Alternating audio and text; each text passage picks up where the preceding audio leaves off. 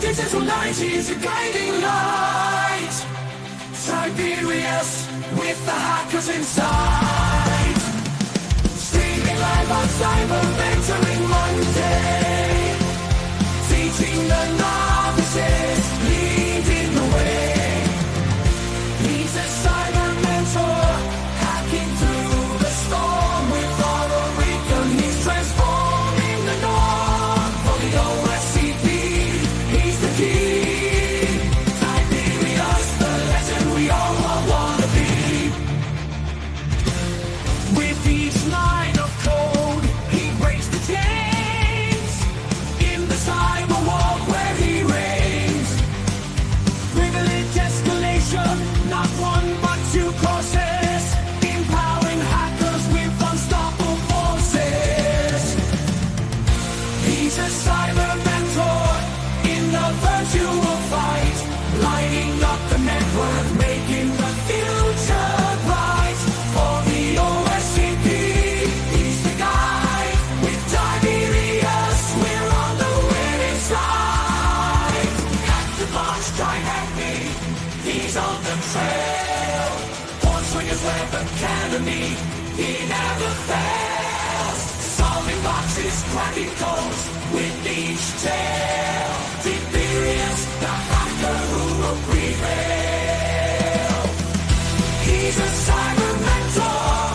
The hacker's dream with auto recon. He's leading the supreme for the OSCP. He's the flame Tiberius, forever etched in the Hall of Fame.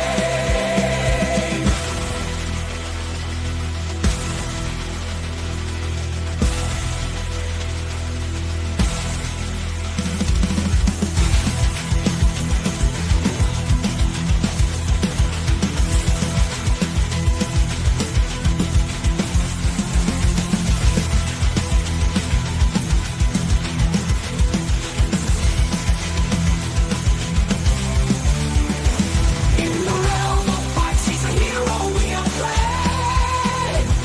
Tiberius, an ethical hacker with a name. Echoes in the cyberspace, loud and clear. For every aspiring hacker, he's the pioneer. He's a cyber mentor, spawning a digital beat. With auto recon, his legacy's unique. Guiding through SCP, a beacon so bright. Tiberius, the hacker's mind. In the cyber realm, he's the eternal flame. Carving past the glory in the hacking game.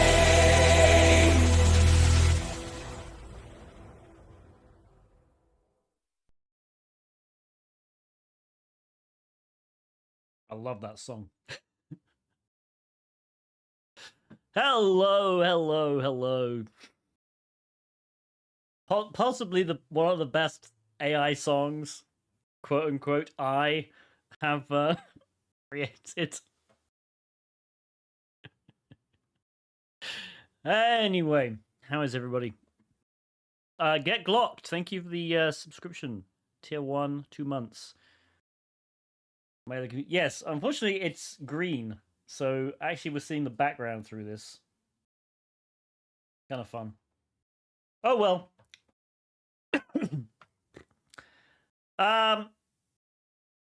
Heard from the other room. I was like, what the hell is he doing? Awesome. Good. How is everybody? How was everyone's weekend? Welcome.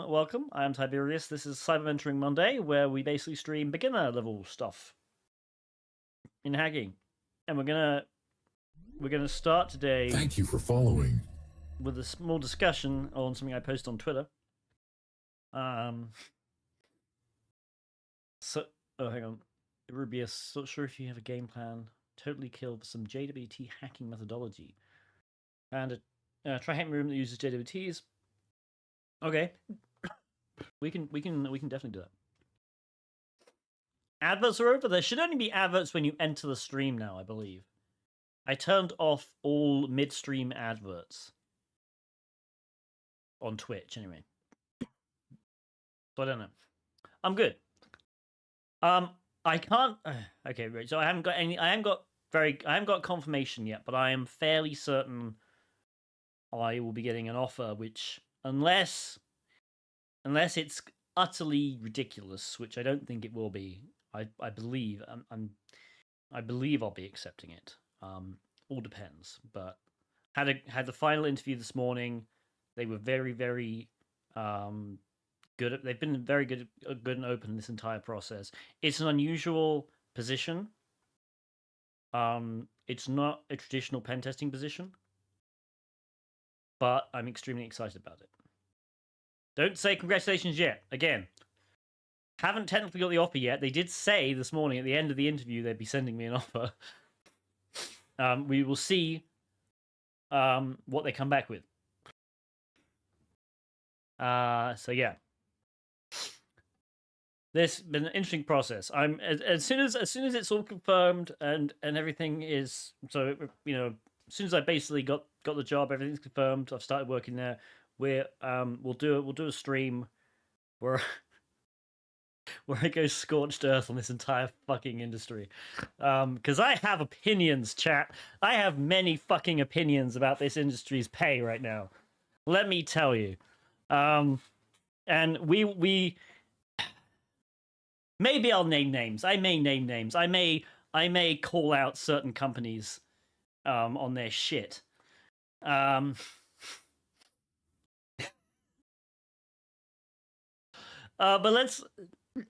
let's go right into what I posted on Twitter earlier. Unfortunately, for some reason, I can't open. So when I open Twitter in like logged out, I hate Twitter now. Look at this shit. They just show you like your top posts. This is my April Fool's joke. It's really annoying. So I have to open it in logged in. So I'm not going to click any of my messages or anything because they're obviously private. Let me try and zoom in though. Is that better? That's good. All right. All right. So basically, I posted my salary. So this all came about mostly because of job hunting, but also I forget who it was. I'm gonna have to go. Hang on. I'm gonna open Twitter on another browser so I can actually browse it properly.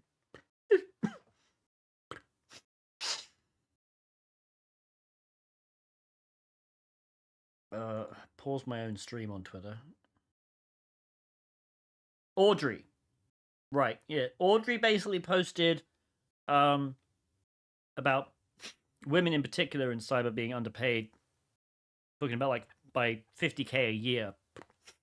And then a friend reached out to me privately, a female friend, and told me that she'd been a pen tester for 3 years and that she's only earning 70K, which is insane. A 3-year experienced pen tester earning 70K is an insult to pen testers everywhere.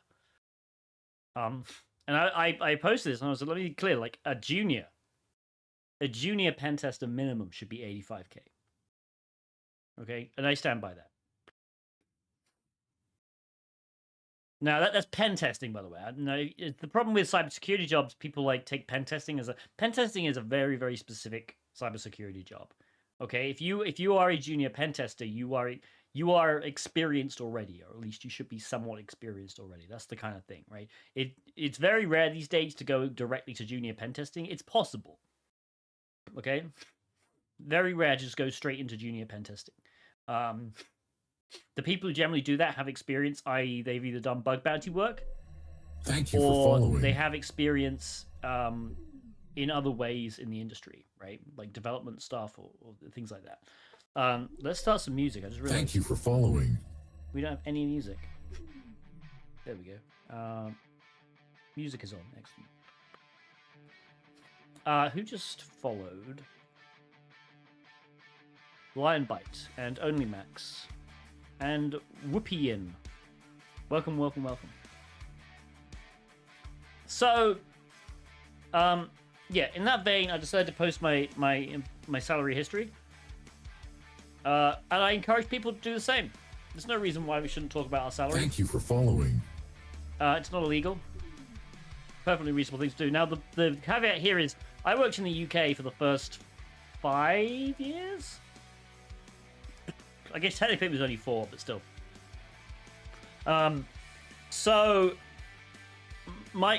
you gotta ignore the first 5 years of my salary because these are unrealistic, right? I entered as a junior at basically 41k in US dollars at the time. So the way I did this, I took 27k, which was in pounds, and I converted it using a currency converter for the year I just sent to January 1st, 2012, for each of these. So this is slightly inaccurate because I think it was technically May that I joined. But even still, all right, I wasn't going to go into that much detail. I think this is a ballpark figure, right? So 41k in the UK for a junior. I don't know what it is right now. I would expect it's pretty similar, maybe a bit more, hopefully. But obviously, this is insane. This is insanely low, just generally. In the US, it's ridiculous. Okay. Especially because cost of living. Cost of living in the UK is higher than the US, but salaries are lower. How does that make any sense? I don't know. It's stupid. US salaries are so much better. I love this country. Anyway, so my progression is actually fairly linear, to be honest. I got pretty. This is probably because I worked at a fairly decent company, but I got pretty good raises, right? So after I think maybe 9 months, because I joined May 2012, so around about the beginning of the year 2013, I got a bump to 32k, which was great. Then I think in 2014 I became a Czech team leader. I forget. Anyway, I got a really good cert in 2014, which got me a bump to 44k. Again, this is 51k in USD, then up to 72. 2015, I definitely was a Czech team leader, so that probably explains the bump to 55 or 85k there. And then I went into sort of a leadership role in 2016, and that came with a nice pay increase to 70k, which is about 103. So in US dollars, I went 6 figures. 2016.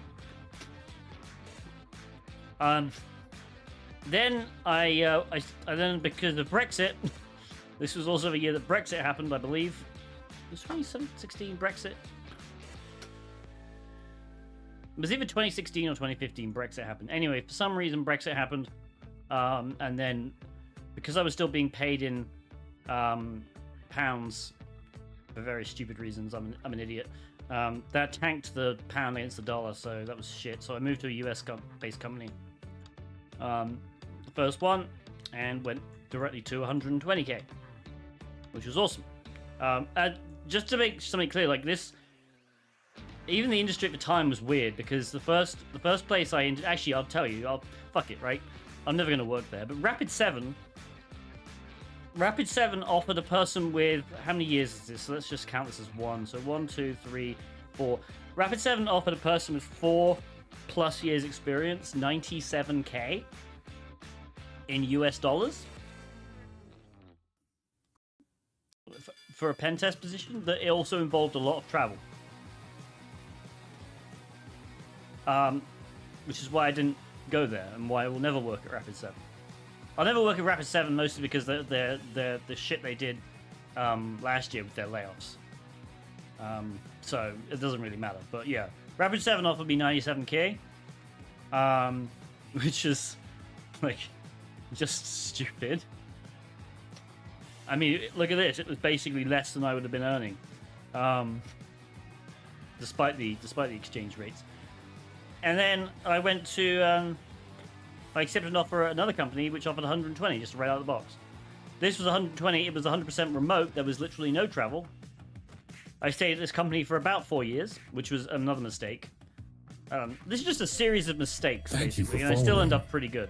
But yeah, mistake. This was a good company at the beginning, but I shouldn't have stayed there for 4 years. I should have left earlier. Anyway. So this company was interesting. Obviously, 120k was a nice big bump, but then I got a little bit of a raise, and a little bit of a raise, and then it just stagnated. And the reason for this stagnation was acquisitions. All right. So the company, I believe, originally got acquired in 2018, and so basically, if you get acquired, the problem with acquisitions, the main problem for employees, is a lot of the time they just don't do raises or they don't do promotions, because the new company's taking over, and for some reason, apparently the new company is of the opinion that if you start giving people more money, even though they deserve it, it's a little iffy or something. I don't know. It's weird. Every company I've got acquired at, something stupid happens with promotions or raises, even though they should just be standard, right? So this was the issue for basically these, and then obviously not Brexit. 2020 was when COVID happened, and so COVID caused another basically no raises in 2020 because of COVID. Okay, and at the end of 2020, I was sick of it, so I switched to another company, which instantly got me 140. At that point, I was like, even though it's just a 5k raise, fuck it. Right, so this was a new company as well. And then this new company, this was White Oak. All right, this is why I loved White Oak. Look at this. All right, so this was a combination of raises and promotions.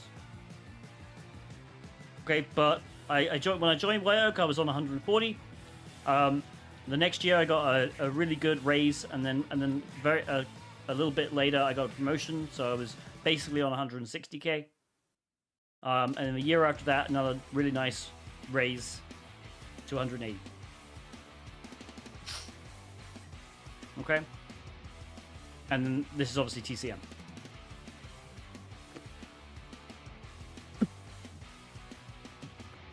So, yeah, but I mean, this is why this is why it's really upsetting what's happened to White Oak.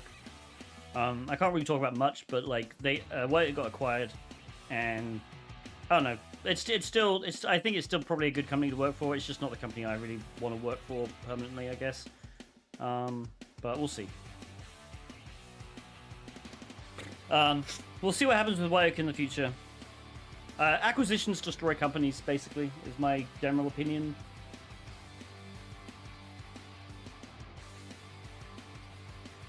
Over 2 times the salary in 4 years as well. The first company I worked for, I think was pretty good.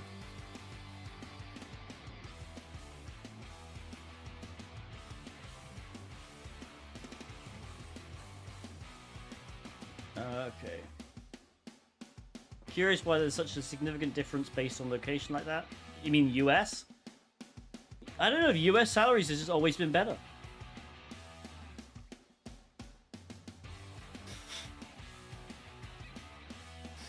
How can I get a remote job in cybersec without a degree? Is it possible? Really doesn't care about salary because even 27 makes a lot of money. Without a degree, it's difficult. I won't lie to you. I'm not like bug bounty, maybe. Wages in the UK, not just security, but all tech roles are crap. Yeah, it's weird. It's Europe as well. To be honest, it's anywhere that's not America. I'm not entirely sure why. It's very strange.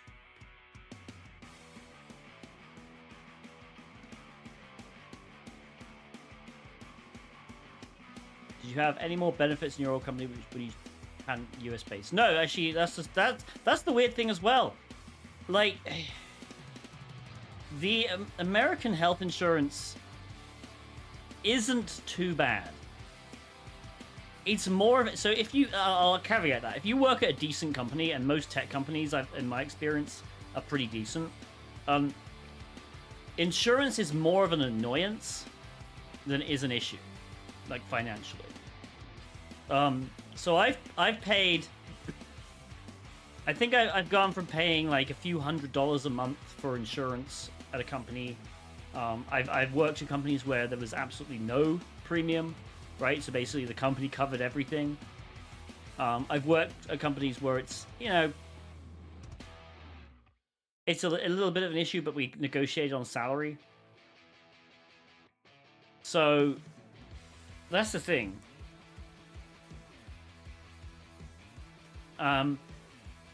The salaries are so much higher in the US, but the cost of living is so much less. And a lot of Americans don't feel that way, and I feel like a lot of Americans will complain about the cost of houses and the cost of gas, petrol, basically, and taxes. And I just sit here like laughing because I'm like, dude, try to live in Europe.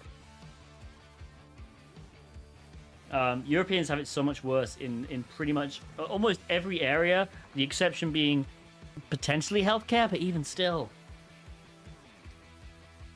Like, I wouldn't move back to Europe. You'd have to pay me a lot of money to move back to Europe at this point. It makes no financial sense to move back to Europe. So yeah.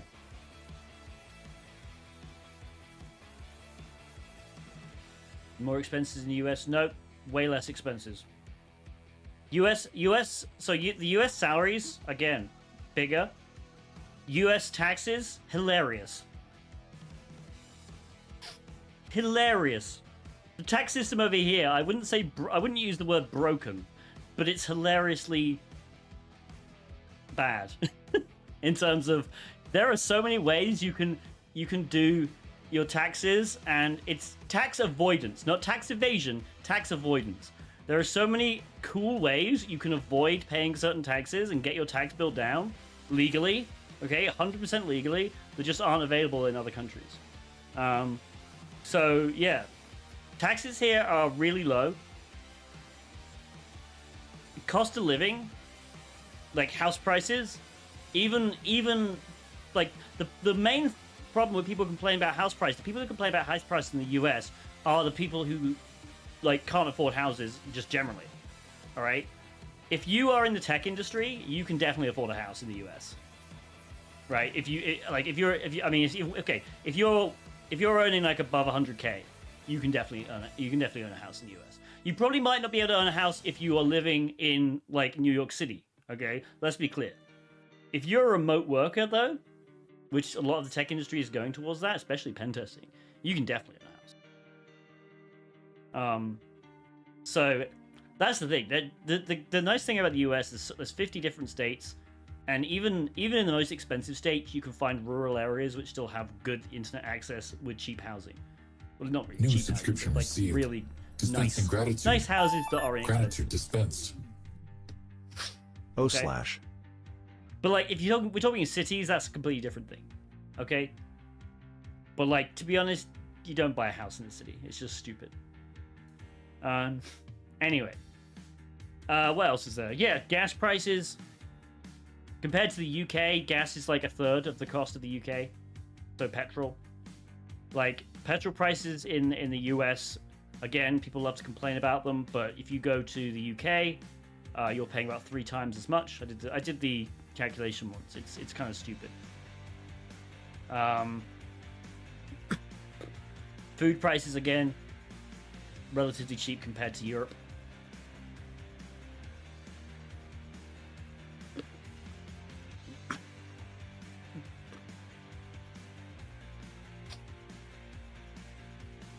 In the coast of the US with a 6-figure income. I mean, let's not say coast. The US coast is huge.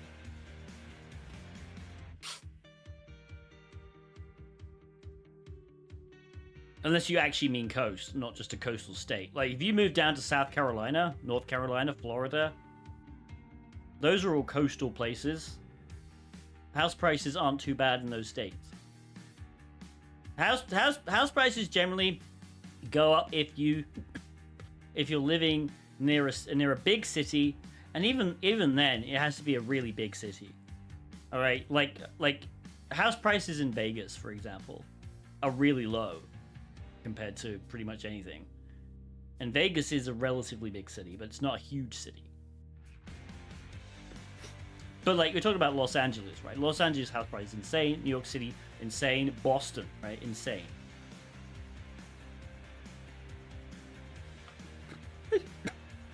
Sorry, I just got a text. Anyway. Open this link. No.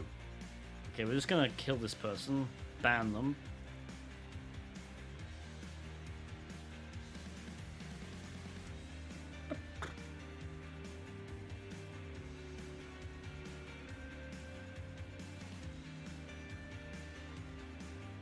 All right.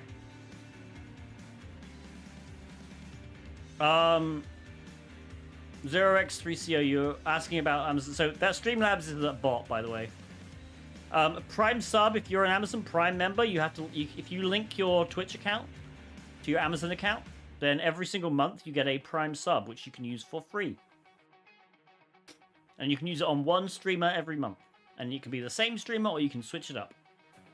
A lot of people use their Prime subs for me. I'm honored because you only have one Prime sub. So it helps me out. It costs you nothing. If you have an Amazon account and you haven't linked it to Twitch, you should definitely do that, especially if you use Twitch a lot. So you can give that Prime sub to any streamer that you like. Obviously, I would prefer if you gave it to me, but as long as you're using it, that's the thing. All right, it's $5 that you can give to your favorite streamer. Arubius, thank you so much for honoring me with your Prime sub. All right, but yeah, definitely do it if you're an Amazon Prime customer. So I obviously am an Amazon Prime customer, and I have my Prime sub. I forget who I've given my Prime sub to. It might be Al. I generally switch it up. So you can switch it up, you can give it to the same streamer. Just remember to use it. That's the thing, it doesn't renew. All right, you have to manually do it every month. So basically, just always check. If you are watching a stream of somebody that you want to subscribe to, check your sub. Check if you can use your Prime sub on them. Anyway, this will continue. I'm sure we'll continue. I mean, I've got 20 notifications to this post already. This went kind of insane in the past couple of hours. So we will do some stuff with that later. But yeah, once I have a job all confirmed and everything is Gucci, we'll do a stream where we'll just go scorched earth on the entire fucking industry. Because I don't think it's unreasonable for a junior to be earning 85k minimum. I don't think it's unreasonable for a person with 5 years experience as a pen tester to be earning 135k minimum. I don't think those are unreasonable numbers, given how much pen testing earns a company that does pen testing. And I don't think after 12 years in this industry, earning 175k plus is unreasonable either. So yeah. Even just this morning, I had an interview at a company where it went well, and then they asked the question, "How much are you looking for?" And I said, "At my last place, I was 190. The place before that, I was 180. So I'm looking for something in that range." And they flat out told me, "Well, the range for this job is 130 to 150." And I'm like, "Yeah, but you said earlier it was like, it was a senior position. You said senior was 3 to 5 years. I'm on 10 plus." Right, technically 12, but 10 plus. Are you really paying people with 10 plus years experience 150k? And they basically said, well, like 10 plus years experience is more of like a management role. I'm like, well, some people don't want to go into management. There are tons of, that's the thing, a 10-year pen tester compared to a 5-year pen tester. You realize the level of skill difference you have there? If you have a person who hasn't gone to management and has just kept in pen testing, that's a lot of skill that you can be using. All right, and I don't mind doing some management stuff. I just don't want the title of a manager. I don't mind being a team lead. All right, I'd love to be a lead pen tester. All right, it's not really. It's a kind of hybrid role. It's not management, but it's still like you're doing pen testing, but you're also leading a bunch of people, which is really cool. Okay. So I don't want to be just a manager. I don't want to just do management. I want to be a team lead would be great. And I don't think a team lead with 10 plus years experience is should be punished salary wise. So yeah, I had a ton of cut. That's honestly my main thing. I've been interviewing for 2 months. The main reason I haven't got a job yet is because I'm adamant about salary. All right, I know how much I'm worth, and for most parts, it hasn't been like I failed the interview process. Right, I've passed the interview process with flying colors every fucking time, but the main thing has been salary. All right, Have you ever planned creating your own business? Yeah, at some point. The thing about creating your own business, there's a ton of risk involved, and there's just a ton of overhead. 10 years experience should be over 200k easy. I mean, that's the thing. When it gets into the upper, like, you know, when you get to 175 plus, it honestly depends on a lot of things. I think it'd be, that's the thing. Like, I understand there's a lot of difficulty because also you can't just keep going up in salary for a pen test position only. All right, that doesn't make any financial sense because what you'd have to do is you have to start charging your customers more for a pen test that's being done by a person with 10 years experience. All right, and what a customer's going to do, they're not going to pay that. They're just going to go to another company. So there definitely has to be some little wiggle room. You have to adjust your skill set, right? You have to be more than just a pen tester at that point. What's the daily average charge to a client for a pen test in the USA? I think the average is about 2k a day. There are definitely companies that charge up to 3k. There are definitely companies that charge as low as like probably 1k. But I think the average is about 2k a day, $2,000 a day. And that's my thing. That's the basic. That's where I look at it, right? There are 52 weeks in a year, all right? So let's do the math. Let's get the calculator out. Okay, so there are 52 weeks in a year, and there are 5 days in a week, right? So there are 260 days in a year. Technically, you could be pen testing. All right, let's be generous and say that we only book 200.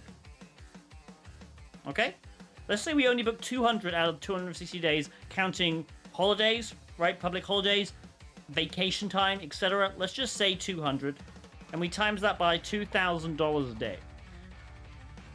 You could realistically be making $400,000 a year off pen tests, right? With one pen tester. Okay? Now, obviously, there are taxes on that. Okay? Obviously, there's some overhead when you're running a business. You have to pay healthcare costs. All right? You have to pay, like, you have to pay all this fucking crap. Who pays $2,000 a day for a pen tester? A lot of people. They don't pay the pen tester $2,000 a day. They pay the pen test company $2,000 a day. $2,000 a day for a pen test is pretty standard. At the companies I've worked at, at a big company I worked at, it was $2,500. It depends. I definitely know you can go as high as $3,000 for a pen test a day.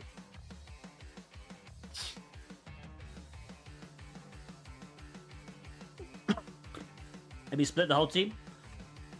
Well, I mean, if you split it, that's the thing. If you generally speaking, what happens with pen tests is you pay per day. You don't so it's per day per pen tester.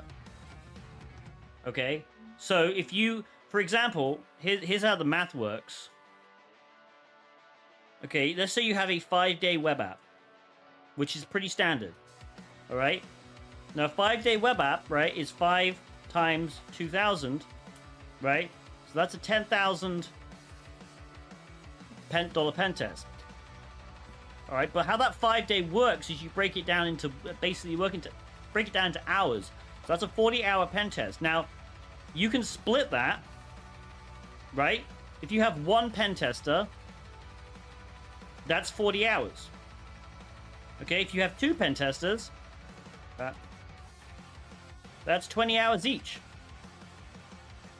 So it doesn't matter how many pen testers you put on this job. You're still only working 40 hours. Right? So that is $10,000 for a 5-day web app pen test.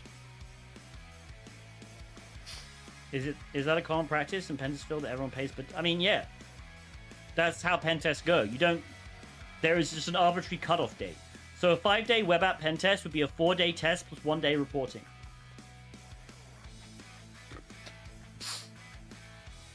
But you don't sell a 5-day web app pen test as a consultancy and then put 2 pen testers on it for 5 days each. The math doesn't work that way. It's It's hours, and then you divide the hours per pen tester. Okay?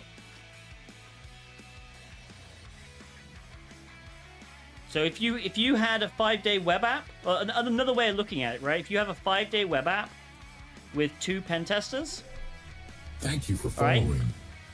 then that's technically the same as a 10-day web app with 1 pen tester.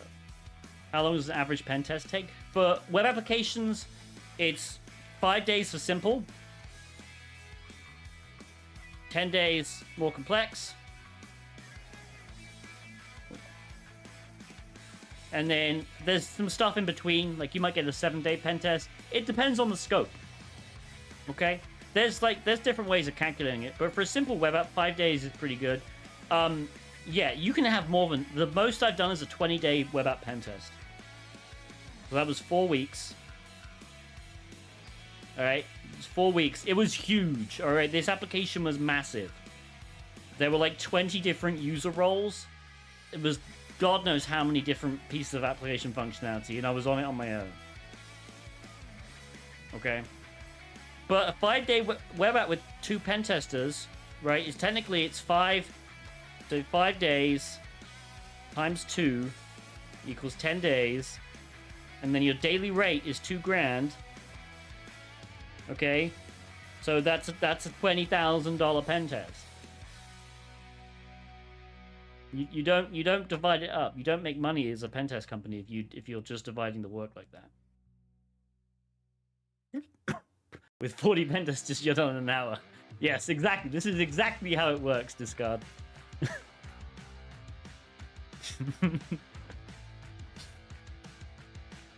But if we go back to that math, right? So you're making if you book a person on 200 days a year, all right, you're making 400k, not 400k, 400k so the business, right? Business is making 400k gross. Okay, now obviously there are taxes on that, right? So there are so you have to minus taxes, right? Business corporate taxes.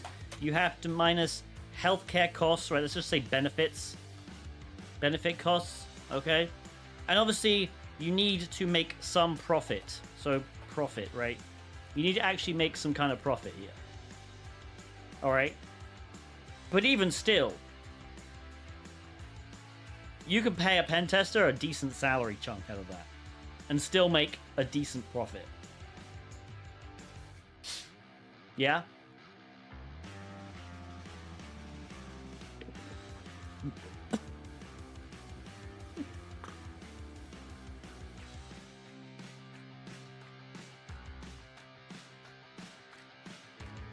Yeah, possibly. There's different things, obviously, because there's not just one person involved in pen testing.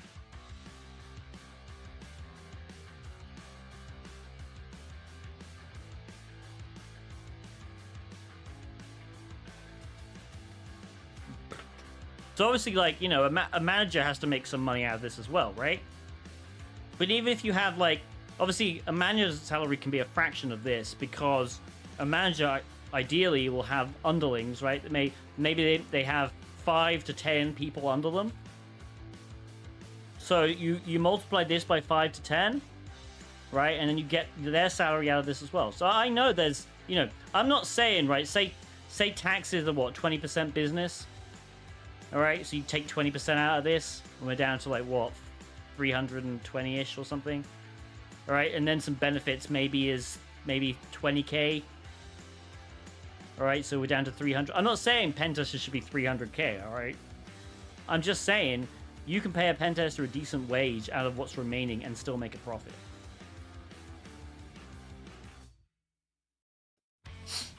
I didn't say that. This isn't the best case. I even got them 200 out of 200. What was it, 240 days or 260? I think it was 260, right?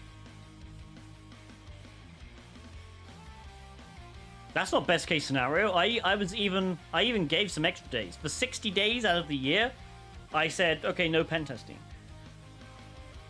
That's more than 2 months.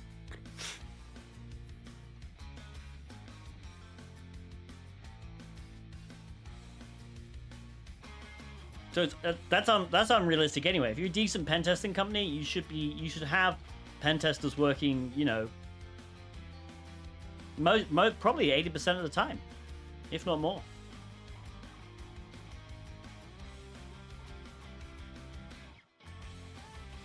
Maybe it's different for different regions. I mean, we're talking about remote companies, though. That's the thing.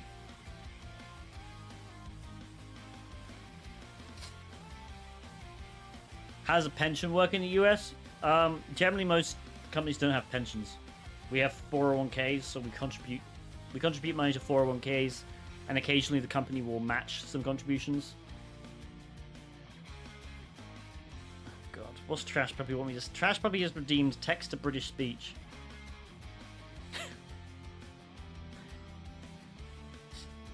Why do you want me to say this?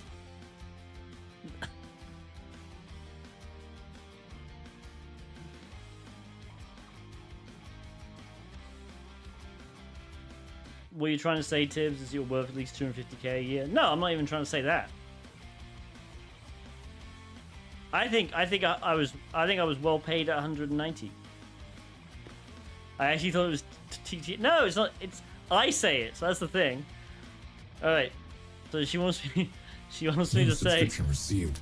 Dispensing gratitude. Hang on, I got Gratitude dispensed. Oh wait, I missed Pirate Move. Pirate Move resubscribed with Prime. Thank you. There you go. Using the Prime sub. Completely missed that. I also missed Haplo Eco resubscribing. Should probably scroll down more, shouldn't I? There we go. And Morningstar Option 89. That is one hell of a username. Has resubscribed for 1 month. Thank you so much. All right, I will say, Tibbs, you glorious bearded bastard. How are you, chap? Having a lovely chummy Monday? It is Monday, innit? Blimey, look at the time. It's nearly time for tea, brother.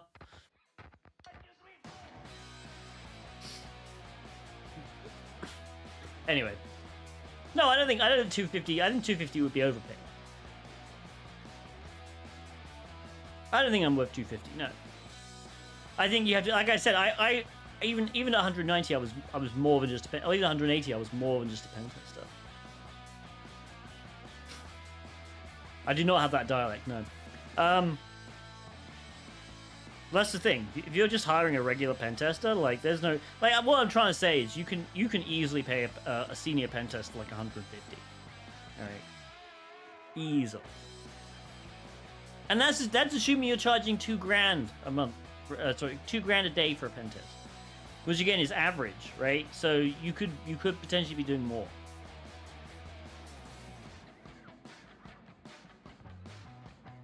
Anyway.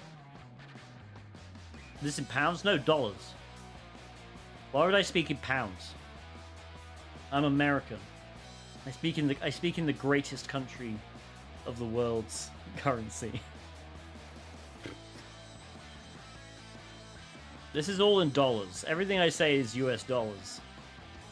Freedom units, exactly. Just like Fahrenheits. Fahrenheits and feets. Inches.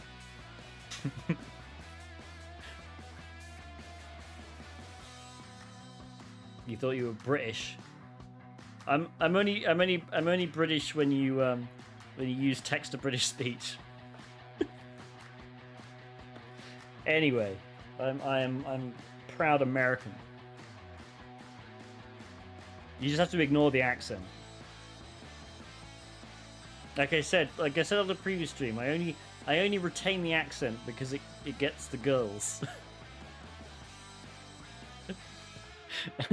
I wish that wasn't true, but I mean I don't wish it wasn't true. It's just hilarious that it is true.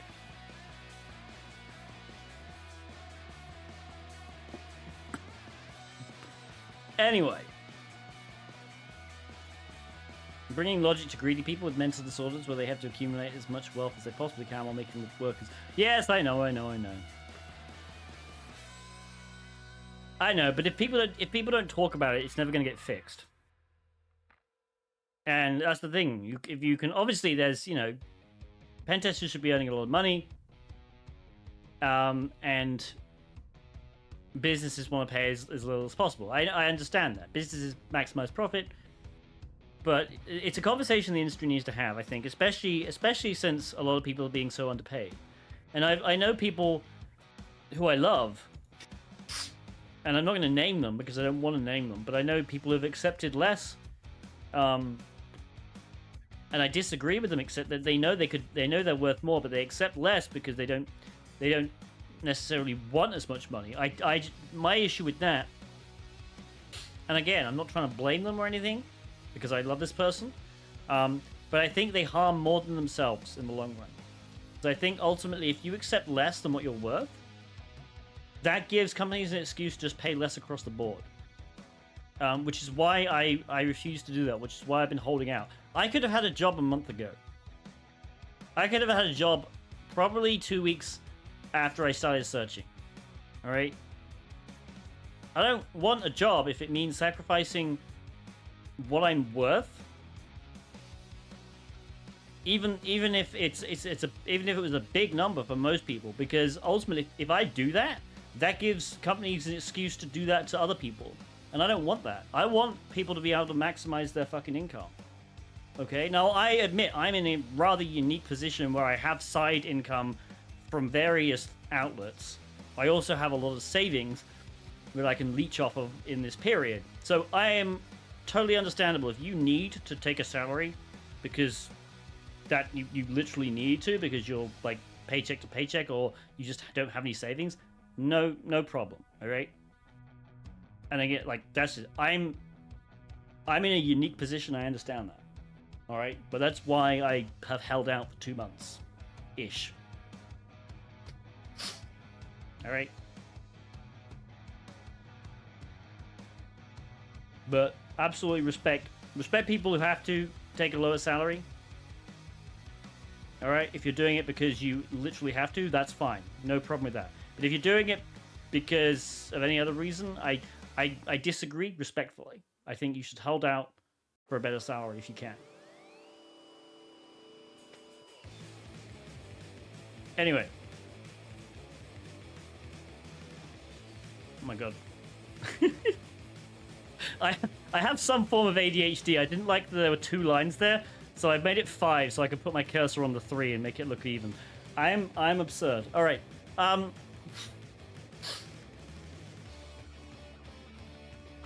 god. I'm slightly autistic, I think.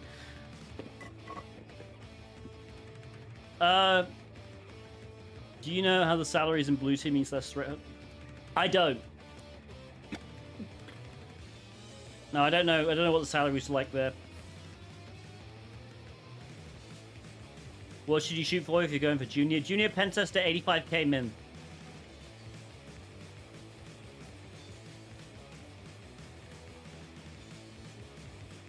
Here's how I calculate it, right? We start junior Pentester. Jesus. Junior Pentester 85k min. Okay, and then my line of thinking. Okay, times this number by to increase it by 10% each time, or each year, and that should be roughly a ballpark of what you should be earning at each year. All right, so times by 1.1 is the easiest way of doing that. So if you have 1 year under your belt, you can reasonably ask for 93. Let's call it 90. Let's just round down a little bit, right? So 90k for 1 year. Decent wage. 93 is even better, but okay. Oh crap, hang on. Oh, it doesn't work, so you have to do it one. Okay, you have to do it again. All right, if you've got 2 years experience, should definitely be earning over 100. 3 years, 110. Right, just keep going up. 4 years, 120-ish. Sounds good. And that's why I get, 5 years, 5-year pen tester. 135 minimum. Good. I think that's realistic. Now, it gets absurd. If you keep doing this, obviously it gets more absurd, right? Like, obviously, if we do it a few more times... Like, obviously, an 8-year pen tester probably isn't earning 180. Okay? So, it works for the first 5. I think this is pretty good. After 5 years, I think it comes down to a lot of things. Obviously, you can't just be a pen tester, right? You have to be doing some kind of leadership or research role. Okay, or like a hybrid-y role. I don't think this is unrealistic for our industry. That's what I'm saying. I don't think if you have 5 years under your belt, you should be earning at least. This is the minimum. All right. Would you change that at all based on location? No. Cost of living location. So basing salaries on the cost of living and location is such a freaking scam. It's fucking awful, and it should never happen. New subscription received. Dispensing gratitude. It's stupid. Gratitude dispensed. It makes absolutely zero sense, because it's like, why should your like, you choose your location. Why should your choice be like like why? Why should that have any effect on the same? You're doing the same job, and this is the thing, like, it kind of just betrays the, like, if you're doing the same job as somebody else, you should be paid the same, right? We've argued that for years in terms of equality between men and women. If you're doing the same job and you have the same level of experience, you should be paid the same amount of money. Okay? And we're talking about within a country, by the way, okay? It's complicated when you get to Europe versus US salaries, obviously. But if you're in the US and you're a remote pen tester, and you're selling to people, like that's the thing, pen testing is remote, right? Most of the time. Pen testers, like, you could be based in Massachusetts, like I am, and be pen testing companies in California. Okay? Or you could be based in Alabama and pen testing companies in California. If you want a wild, right? Mississippi, Alabama, like the low-income states, and be testing companies in California. But you're doing the same job. All right? Ultimately, it's a person's choice. At that, if you're being paid a lot of money, it's your choice where you live. So it's absolutely bullshit. Be like, well, you live in Alabama, so we can pay you less. It's like, no. Why are you punishing someone for being clever? If someone wants to live in Alabama, firstly, I don't think you should, but whatever. If you're happy enough to live in Alabama, all right, or Mississippi, all right, if you're okay with that, and then you shouldn't be making any less than somebody who does the same job in New York City. Okay? Because ultimately, you don't have to fucking live in New York City. You can move to a cheaper fucking state if you want to.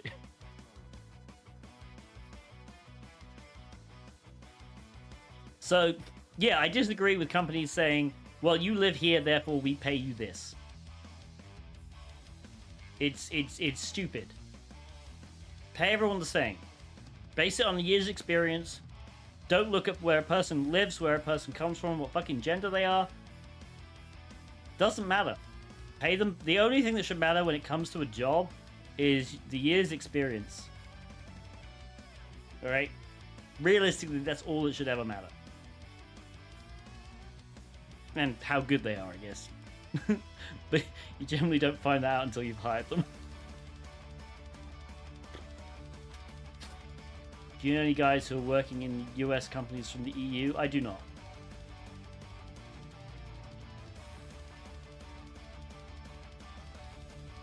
Experience doesn't always equal skill. Agreed. But you can figure that out in the interview process.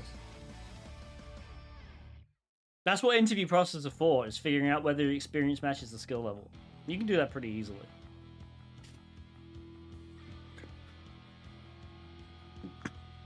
Anyway.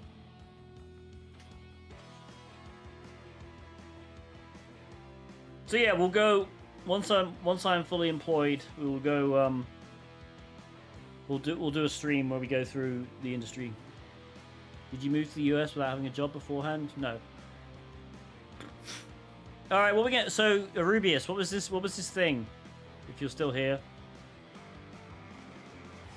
you said there was a JWT room.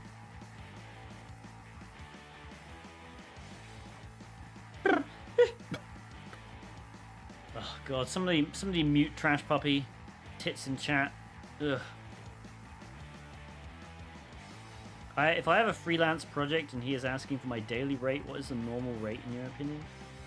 Like, what kind of product? Pen testing?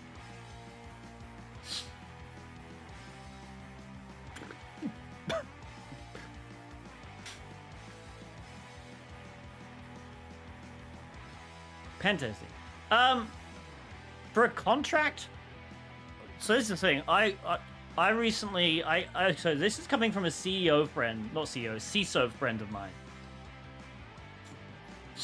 And my CISO friend said, myself personally could probably charge $150 an hour for pen testing.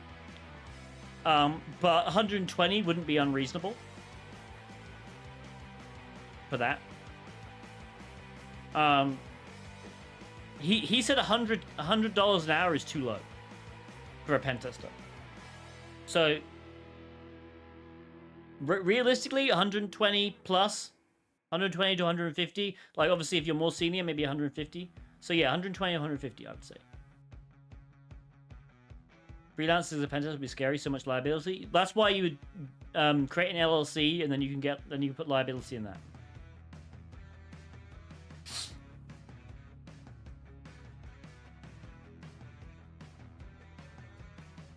Do I mean JWT tokens? I do not mean JSON Web Token tokens. No, I do not mean that, Redacted. That's almost as bad as saying SQL injection. Alright, what was this fucking box? Is it Rubius even in chat? There he is. Name called Authenticate. Okay.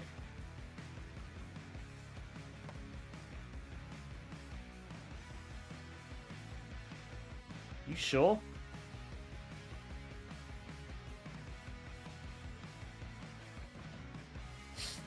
It's not Jot either. I fucking hate Jot.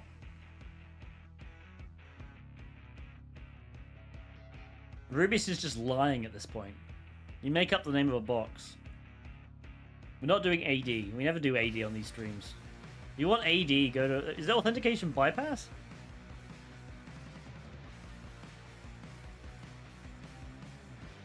Tech streamers challenge, she called it squeal injection. I respect people who call it squeal injection. Okay? If you call it squeal injection, you're slightly better than people who call it SQL injection. You're not as great as people who call it SQL injection, which is its actual name. But you got my respect.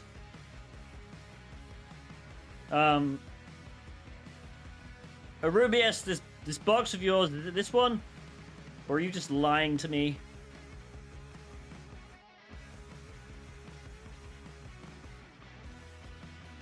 SQL injections is Hollywood. What was that? BIS? You mean BS or...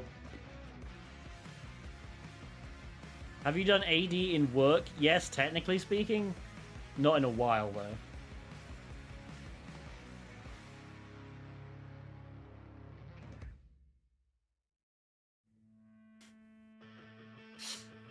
All I do is AD. I'm a web app guy, so I don't do AD that often. Is this it? When was this box released? What about cloud? Again, not much.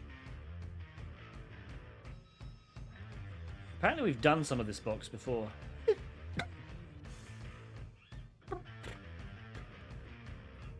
Walkthrough room? Yeah. Well, Rubius just sort of disappeared from chat.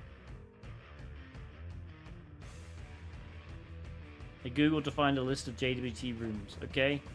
What is it called? This one is the only one with auth.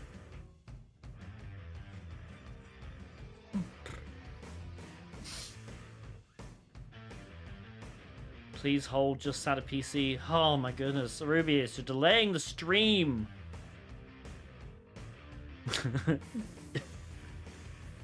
Do a web app Wednesday on a Monday. Look, all right. As a wise man once said, every single day is Web App Wednesday because all I ever do is web apps. All right. Now, don't tell Al that I said he was wise. All right, that'll go to his head.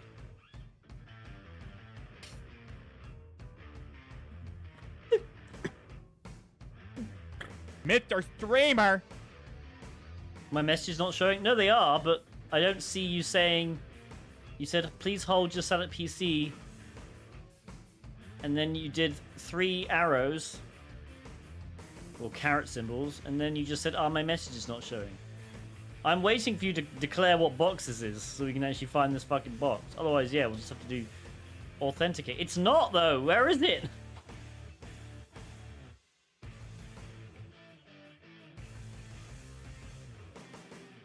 Do I have to Google the fucking... This is authentication bypass. So hang on. Try hack me. Authenticate. Did they just take it down?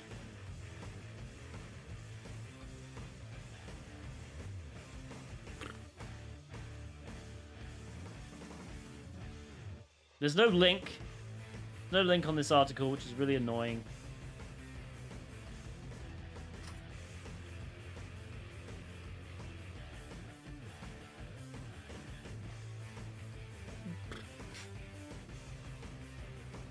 I would love to do this mythical box. It doesn't... Like, there's just no...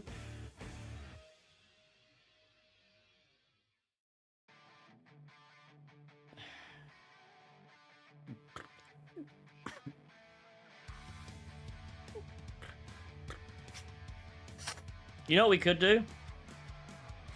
We'll Google the flag.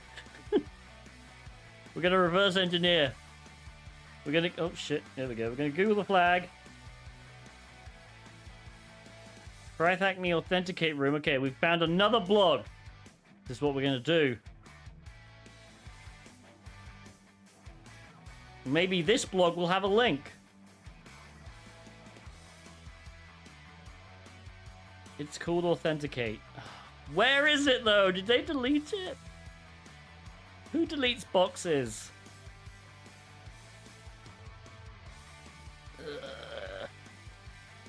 Let's find another flag.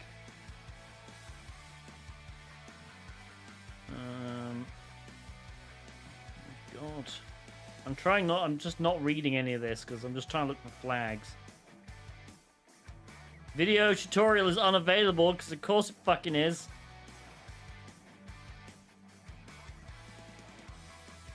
No answer to this damn flag. Ugh.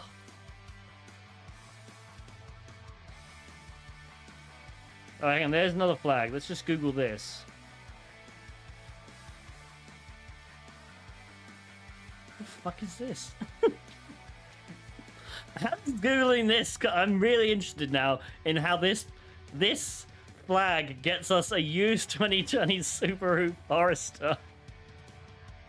Now I'm really intrigued. Let's go to bed. What? Hang on.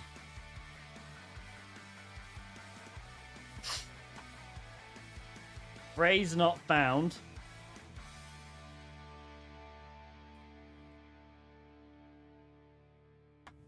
It's not in what? Let's see if there's a... Is there a cached? Can we just view the cached option?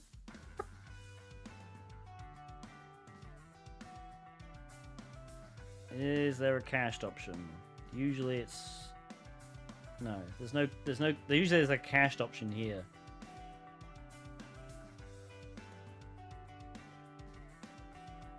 That's so weird.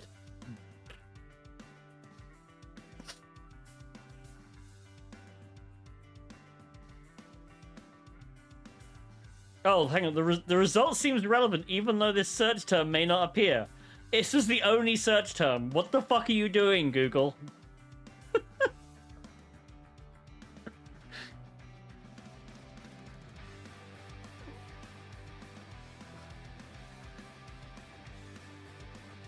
Why did Google think this was relevant? This is a mystery.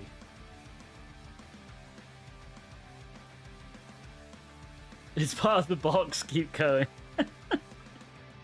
All right. So people want. Should we do just? We could do Web Security Academy JWT content. The VIN number, but VIN numbers aren't like that. Like.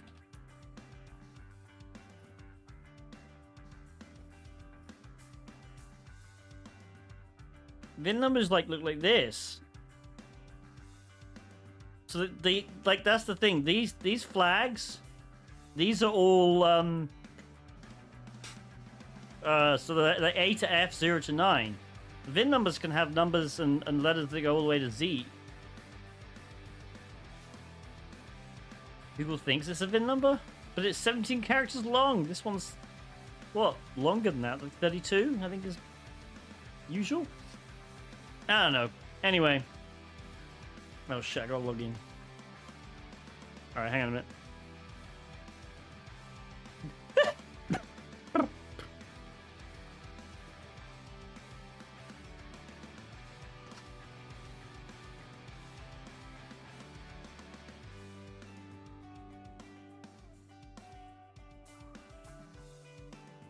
Alright, Academy. There we go.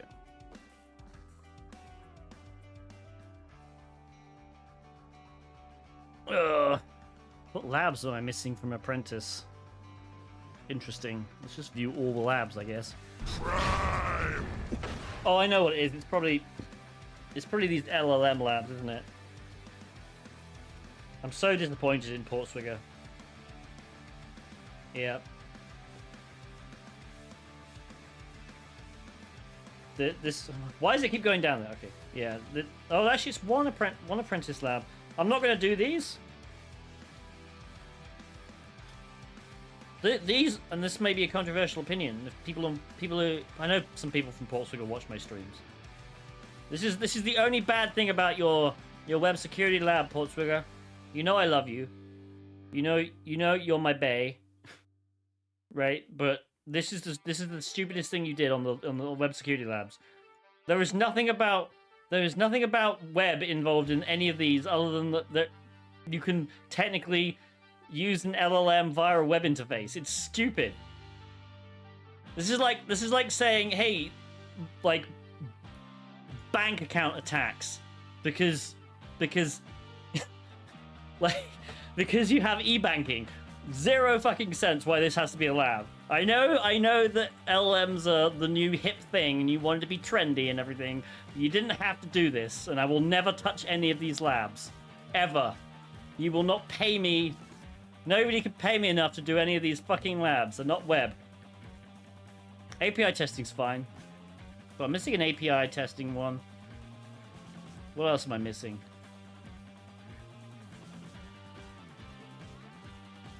Okay, we did OAuth.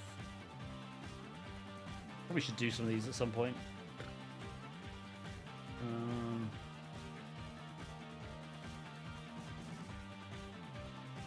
Was that it? Was there only two that I was missing?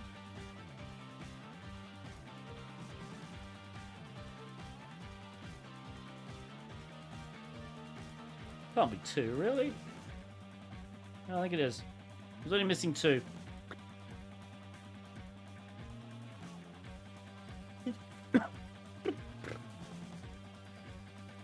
Well, we put in Portswigger because they include LLM. Yes! In the Web Security Academy.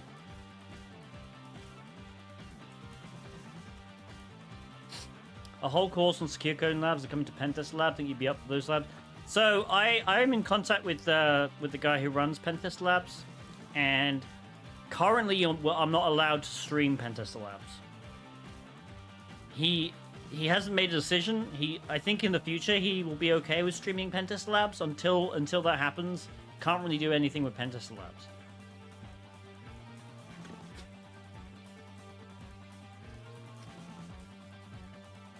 I'll give you $1.50 and teach you a cool secret handshake to do the LLM labs. No. By the way, I need to get in contact. So I've heard absolutely zero from Hack the Box.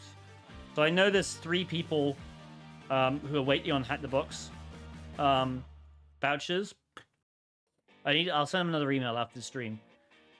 But they've been silent on me getting vouchers. So that's the only reason for the delay. So apologies for that. All right, where the fuck are the JWT stuff? Was there a particular thing you wanted me to do, Rubius?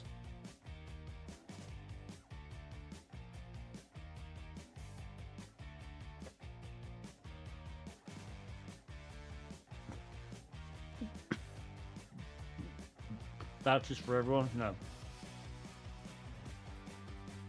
You know what we haven't done? I've just realized we haven't done? Because you got me on a rant. I haven't done marbles yet. Let's do marbles while we think about stuff.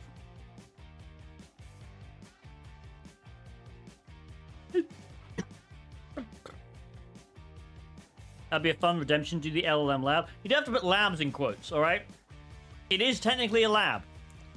Alright? It is not a web lab. So you can do LLM web lab. Alright? Do you think to learn mobile pen testing in the future? I've done mobile pen testing. It's boring. Oh, actually, speaking of boring, that's another thing. That's another reason why I've rejected companies in the past 2 months. Is because I went in and they advertised pen test positions that were web app. They're like, hey, we're looking for a senior web app pen tester. I'm like, perfect. That's me. I'm senior, unfortunately. I'm a web app pen tester. And got through the interview process. Everything was web apps this, web apps that. And then in the final interview, they were like, hey, can you do anything else? I'm like, technically, but I don't want to. This is a web app pen testing position. They're like, yeah, but can you do internals? I'm like, not really.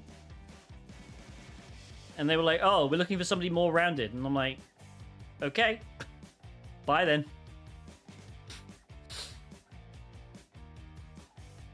Because that's the thing. What? It's fucking crazy to me. It's really insane that you'd be like, we're advertising a web app pen test position.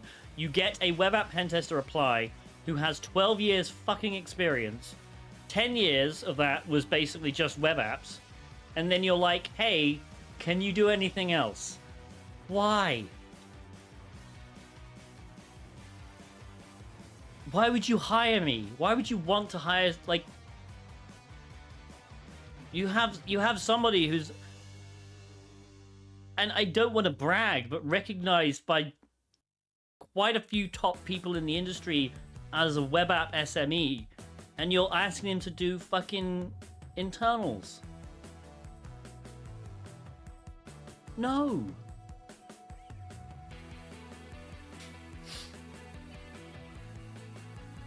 That's just, yeah, exactly. Make it clear in the jobs application. Like, that's the first thing like, is this a web app position? Is this a web app only position? Like, yeah. And then they're like, no, shit.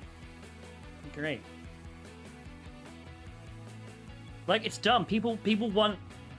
I don't know what they think. Web app, like, pen testing is a huge industry in itself. Let's be very clear. Like, there are definitely people who are savants who can fucking, like, who can be great at everything. But they're rarity. Alright? They're basically John Hammond. You don't get John Hammonds every day. Alright? They're incredibly rare. But for the most of us mere mortals, we focus on one aspect. And right at the moment, there are pretty much three... I would say there are three sort of sections of... I think I can say three now. There are kind of three sections of pen testing. There's AppSec, there's networking, and there's cloud. Cloud is an iffy one. Okay, before it was AppSec and networking. Cloud is kind of a hybrid. It's grown so much in the last few years. I think you can probably say it's its own kind of sub-industry now. Prime. So I think there's the three specialties you have. All right, and that's not even going into the non-technical side. That's not even going into social engineering, right? OSINT, that kind of stuff. That's another whole fucking thing.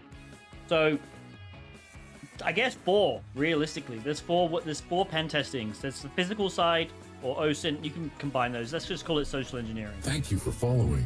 All right. Physical pen testing is technically kind of a social engineering as well, because it usually involves talking to people. But there's that side of it. There's cloud. There's AppSec, and AppSec is broad. AppSec is mobile and web apps. Okay. Like I don't mind doing mobile. Most of it is basically just it's just baby web app basically. System pen testing. What you mean, like networks? Anyway, we should probably start this race, right? 60 seconds. Exclamation point play in chat if you're on Twitch to join the race. Can you explain what did I do? I do web app pen testing. Yeah, I hate mobile. I'll do mobile because, you know, if you're gonna hire if you're gonna have a mobile assessment, the best person to ask to do it is an AppSec guy. All right, AppSec person, I should say. All right, a person who can do web apps can realistically do mobile testing. Because to be honest, 90% of the application is just going to be sending network stuff anyway. It's basically just it's API testing with a fancy front end. All right, there's a bit of stuff you can do with the actual with what happens on the device, but to be honest with you, it's mostly API stuff.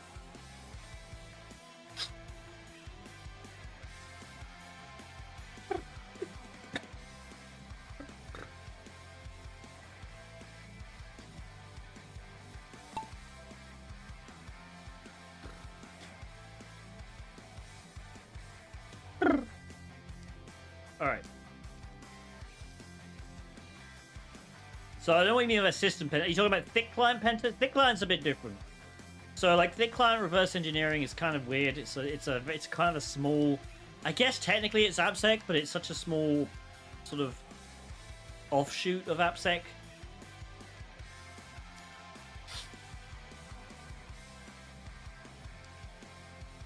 I've seen mobile apps save the database locally in plain text.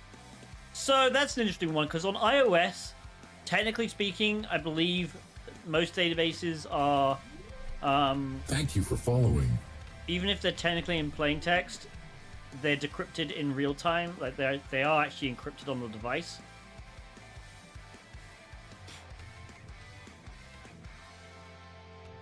And also, there's a lot of degrees of separation in iOS. To the point where if you just have an iOS application, I don't know, oh crap, there we go. If you have an iOS application, it can't access any other application files.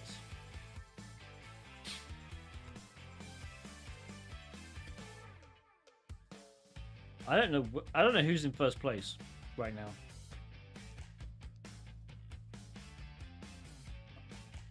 I guess it's okay. I think it might be.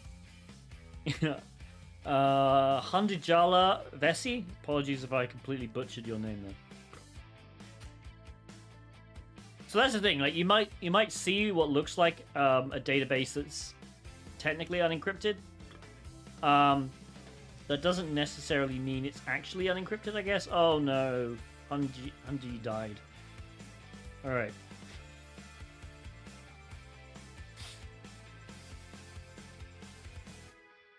For pen testing, is it normal to be testing everything like SAS, DAST, SCA along with manual testing? Pen testing should be just manual.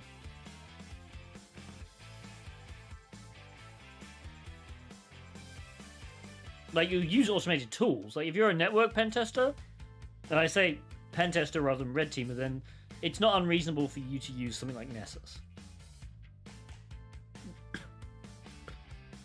Alright?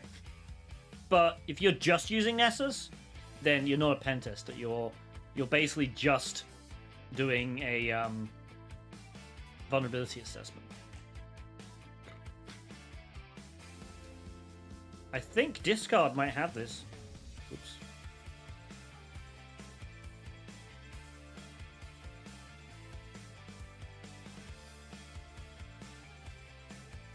Discard takes it. Well done, Discard.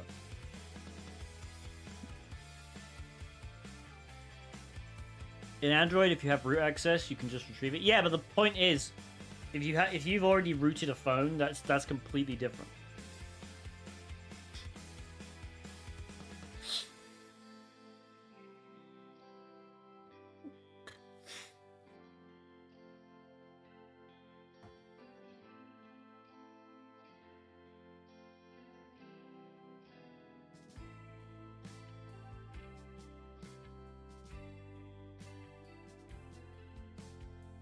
Like it's all about like what can applications actually access themselves if they're just installed, right?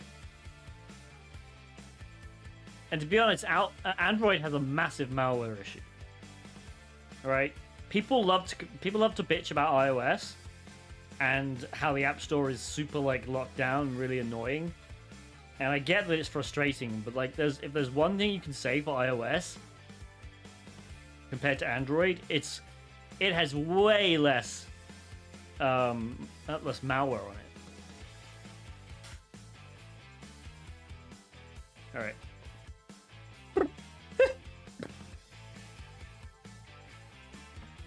Oh god, what the fuck happened there? No. It locked itself.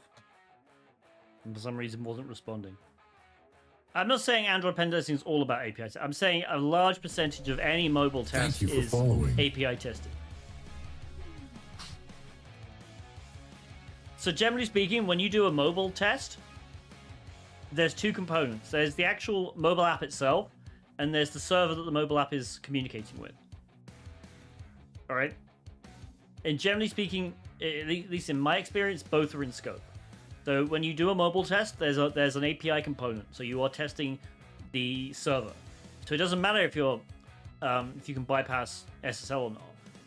Like the point is the application is the client side and the server. Like web application testing, right? Web application testing, technically the client side is the browser environment, the HTML, right? And the JavaScript. And then there's a server side component. You wouldn't just do a web app test and say, hey, can you just focus on the browser side? Right? You do both. And the same is true of mobile testing. James' question was about manipulating them in situations where signatures aren't enforced. Oh, there's tons of these. So unverified signature, yeah, we'll just go through all these labs.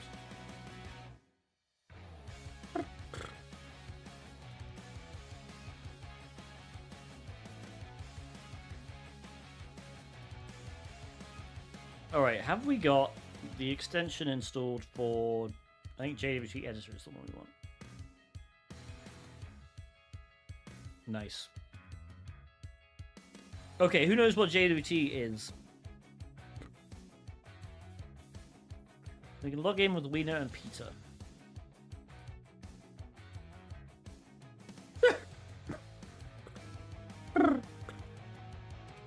And I just realized I logged in on the wrong fucking browser because I'm a moron.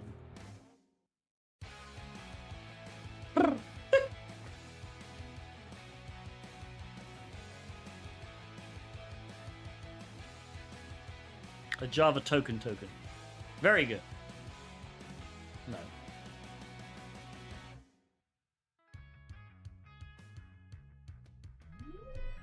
Thank you for following. Who knows what JWT is?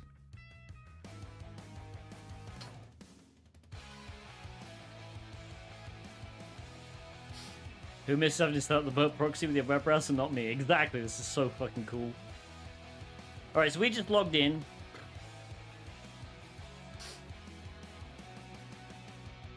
And we got this back as a session cookie.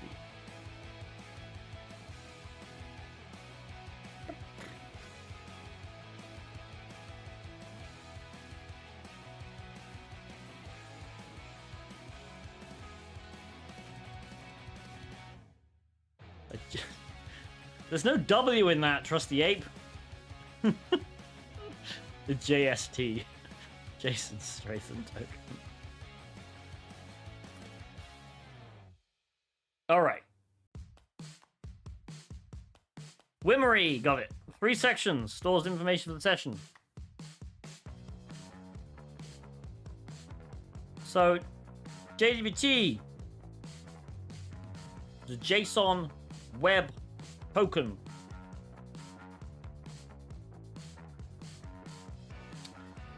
Let's word wrap this shit. It has 3 sections separated by a period. So if we take this period here and we just... Okay, that's not working. What the fuck is going on? Why can't I select a period? There we go. We just do 2 enters just to separate it.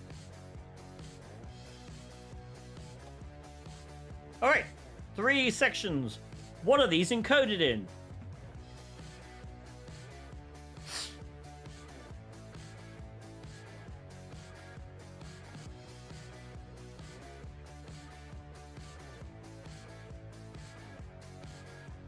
Redacted, you are incorrect. Arubius, you are incorrect. Shy Hat, you are incorrect. Prog WML6, you're incorrect.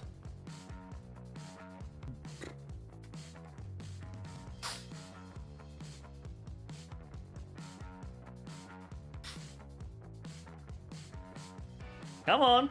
What are these actually encoded in? The Rubius, that's kind of correct, but you've reversed it. Base64 URL, exactly. What's the difference between base64 and base64 URL? There is a difference. We can actually probably see this if I...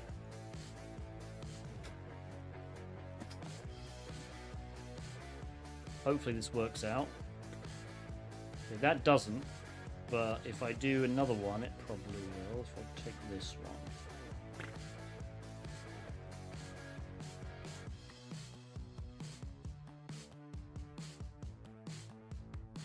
I won't lie, they're similar.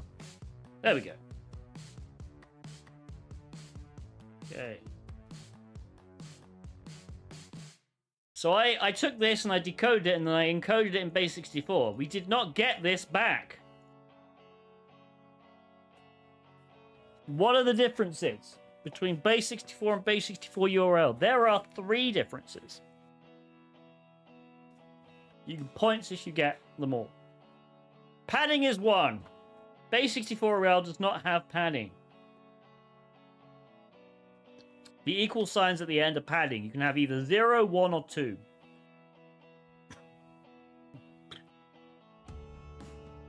What are the other differences? You don't see it in this one.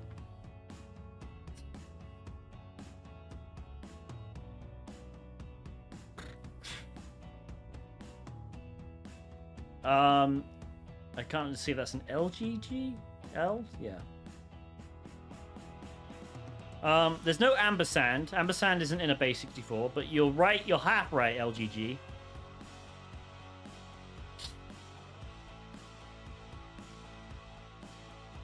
So a plus is replaced by another character. What is the other character that is replaced?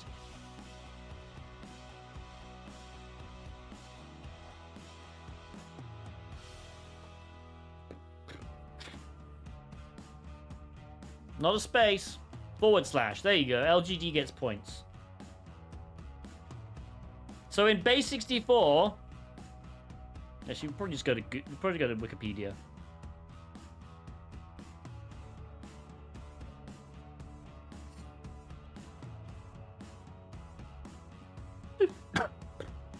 In base64, you encode to these set of characters. These characters are all the base64 characters that you will... So if you can code any binary data, any data at all, into these 64 characters, that's why it's called base64. You start at index 0, so you count 0 to 63. You get all the capital letters, A to Z. You get all the lowercase letters, A to Z. You get all the numbers, 0 to 9. That's another 10. And then you have a plus and a /. And then for padding, you have an equals. Now, in a highly ironic way, why don't we use a plus, a /? Why are these terrible choices for these 3 characters? Why are these absolutely disgusting characters? Why do we hate these characters with a passion? Exactly, because they mean shit in URLs. A plus in a URL is a space. A / in a URL is used to separate paths, and an equals is used to separate parameter values. Key name from a parameter value. So, ironically, and obviously they didn't mean this when they set up base64, but this base64 is terrible for URLs because it's really stupid. You're using, of all the 3 characters you could have chosen for basically, out of all the special characters you could have chosen for base64, right? You only needed 3, right? You needed 2 just because to make it 64, and you needed 1 for padding. Of all the possible characters you could have fucking chosen, they chose 3, which just so happened to be really special in URLs. I don't know. I think it's a massive coincidence, but it's quite a funny coincidence. And so, you can't really use base64 in URLs because a plus would just become a space.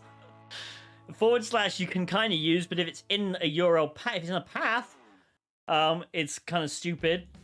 And equals, again, if you're using it in some kind of value or even a parameter name, right, it becomes kind of stupid as well. So what happened is, if you scroll down here, you get to the variance summary table. And my god, they had to make a lot of variants. But if you go down to base64 URL and file name safe standard, instead of a plus, you have a dash. Instead of a forward slash, you have an underscore. And then you have an optional padding. And this is the funny thing, because technically speaking, you don't actually ever need to pad base64.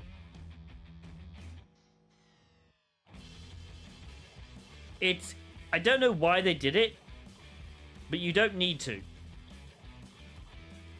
So it's kind of dumb that it already is there. But you can technically you can take a base64 encoded string, even if it has padding, remove the padding and still be able to decode it perfectly. The padding does fuck all. Yeah. So let me get my course out because I have a really good. Oh god.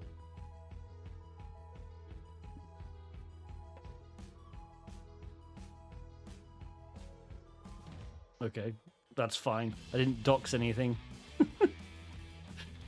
That's just my images container, which is mostly fucking screenshots now. I need to open my course.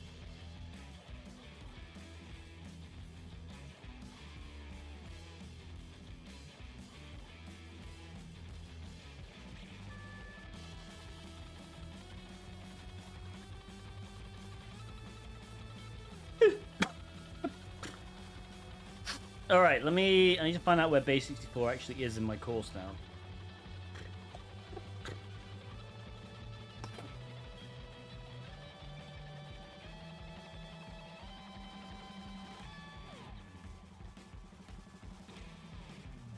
Okay, cool.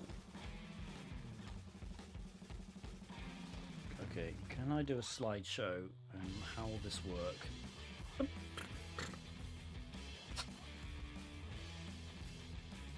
Okay, I need to switch the settings. Hang on a minute. Okay, good. There. Alright, this is base64 encoding.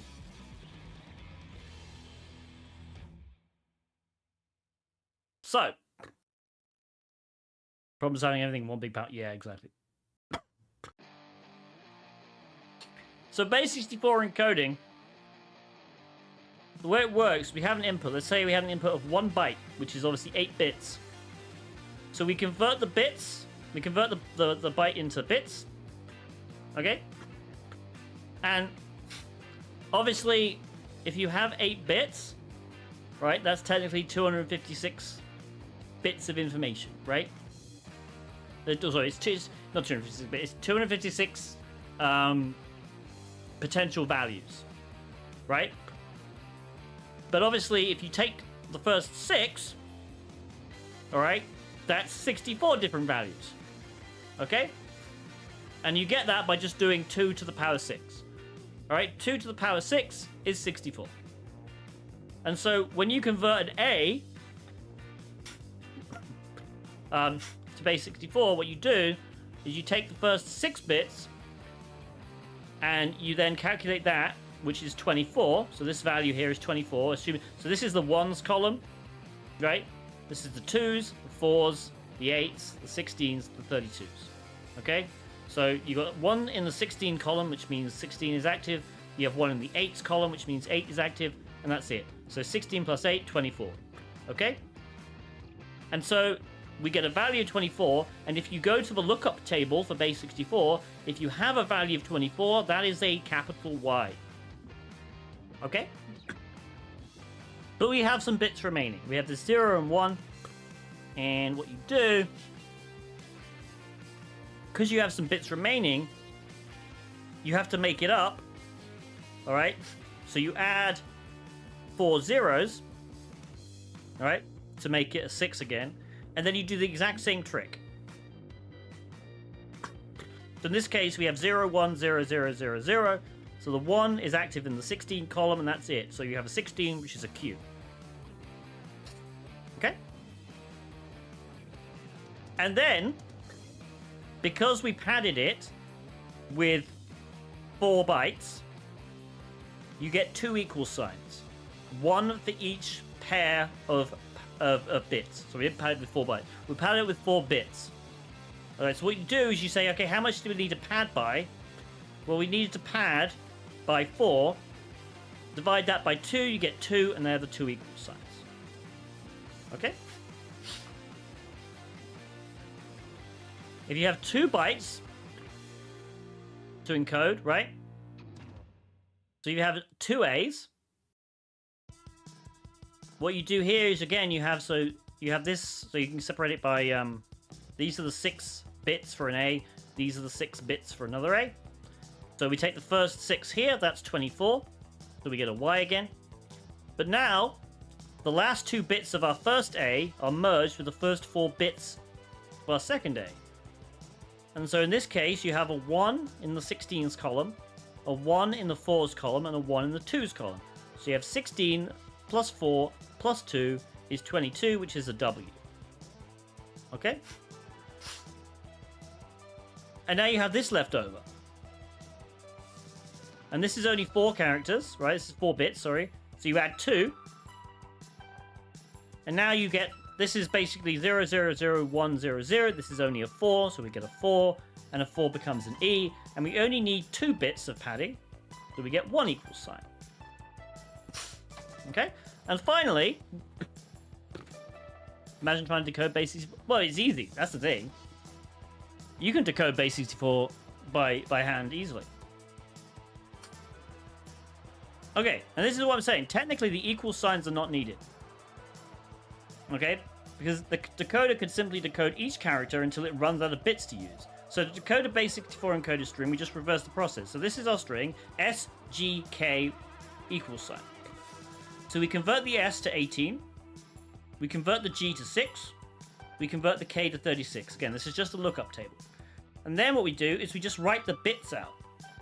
Alright, so the bits for 18 are 0, 1, 0, 1, sorry, 0, 1, 0, 0, 1, 0.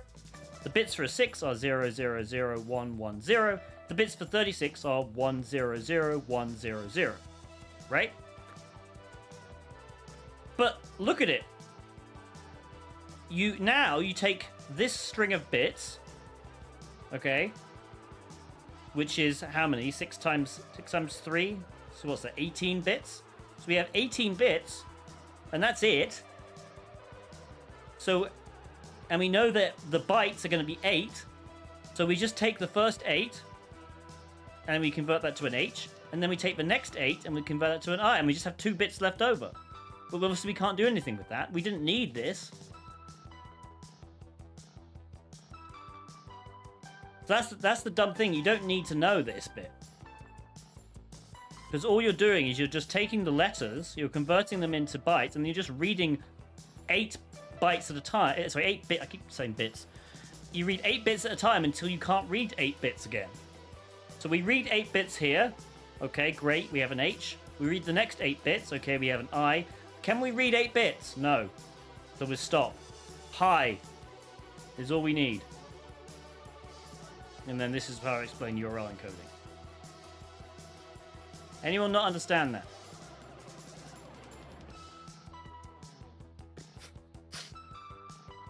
But basically, did I go too far? No, okay, good. So this, I was just explaining padding there. So yeah, if you have 3 bytes, you don't get any padding. All right.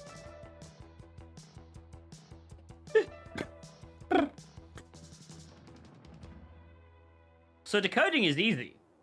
Where is this PowerPoint? On my computer. All right, let's refresh. Why does that fail?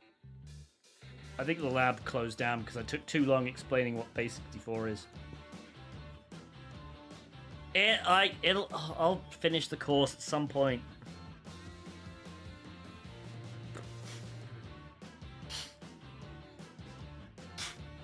So yeah, you don't need the equal sign. You just basically convert the characters to like binary according to this table here. So you convert characters to 6-bit binary. All right, string them all together, then just keep reading 8 bits at a time until you can't read 8 bits anymore. You don't need padding. I think they just wanted padding to make it like evenly, like to make it divisible by 6. But yeah, technically speaking, you don't need it. Alright, let's do this one again.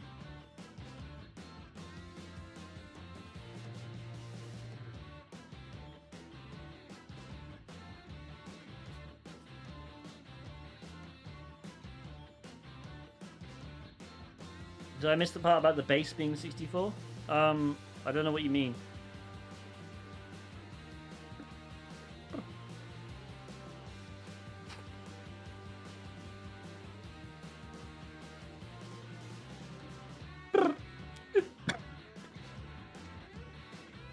Alright. So we logged in like base, yeah, because it's not really a base 64. No, that's not what the base isn't 64. It's well, I guess technically, I don't know, it's weird, right? So there's 64 different characters.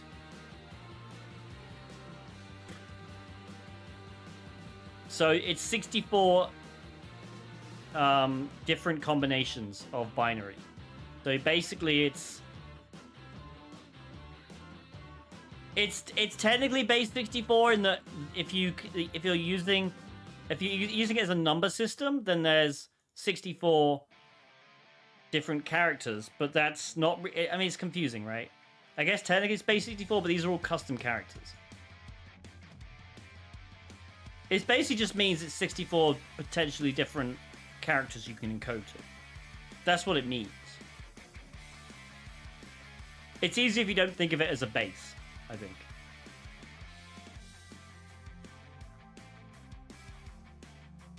So yeah, technically speaking, it's base 64, but I don't like to look at it that way. It's kind of confusing. I think it's more confusing to think of it as a base.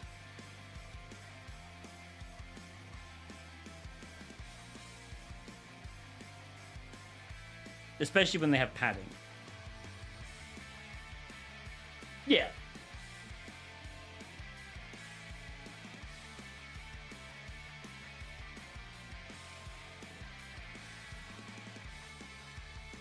It is technically a base system, but it's like hex encoding is technically base 16. Right? But nobody calls it base 16 encoding. We call it hex encoding.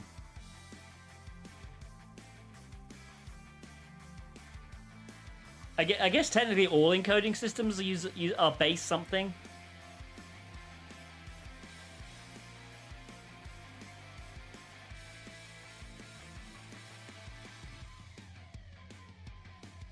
But super confusing. No, they're not. What wouldn't be? I'm happy to be wrong. Ultimately, if you have a base system where you're converting into a set of characters, you could technically label all those characters numbers, and then that would be the base, I think. But maybe I'm wrong. Probably am. All right. Anyway, we logged in as Wiener Peter, and we got this thing.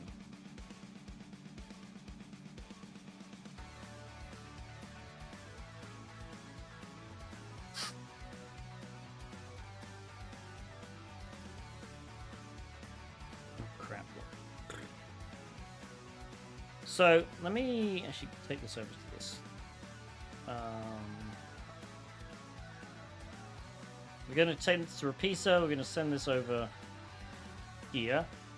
So basically, this is 3 base 64. This is 2 base 64 encoded things, and then this thing is technically base 64 encoded, but it's a signature. All right. So you can decode this, but it's going to be random. All right, so the first thing about JWT, the first thing is the header. All right, and this header decodes to this.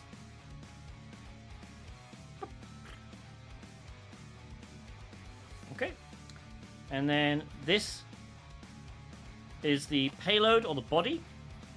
So actually, let's just do. So we're going to do JWT, header, payload / body, whatever you want to call it. And then we have this, which is the signature, which doesn't. I mean, it technically does decode, right? This is still base64 encoded. But if you try and base64 decode it, wait, why isn't it?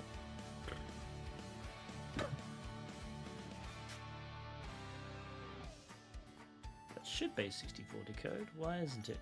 Oh, I need to URL. It's URL. Hang on. There you go. You get this nonsense. If we do a convert ASCII to hex. So we just get a bunch of weird hex characters. We get some which I presume are control characters. Yeah, like 11 is a control character. 0E is a control character, right? So we get the whole range of nonsense. Alright.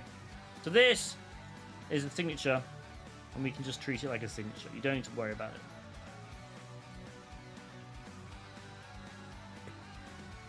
Signature. Oh, God.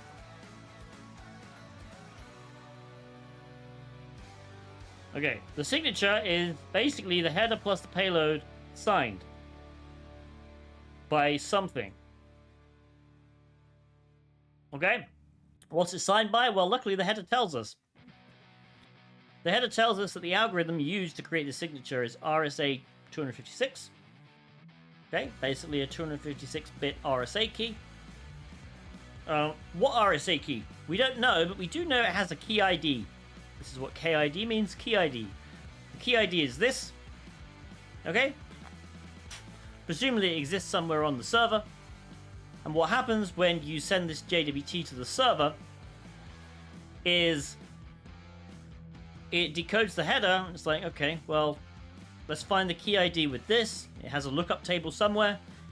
It extracts this key ID, extracts the key, takes this header, takes this body, puts them together, signs it, double checks that the signatures match. If they do, perfect, we can accept this token. If not, we reject the token.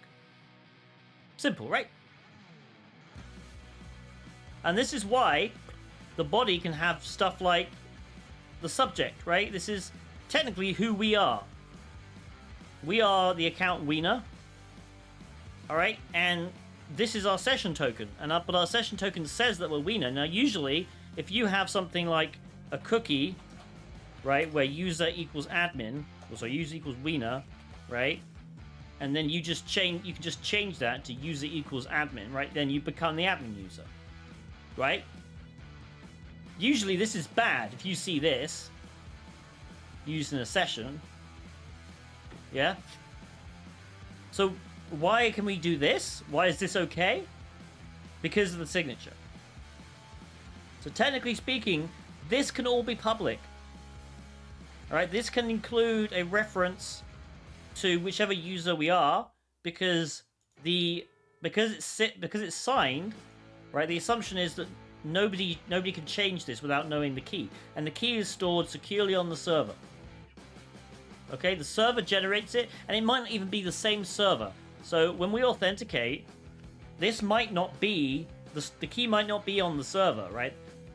There might be a completely separate firewalled off server which has the key on it, and as part of a login process, right, this web server says to that server, hey, I need to authenticate this user, sends the username and password, and then that server sends back the JWT, and because the web server trusts that internal server, it uses the JWT that it generated.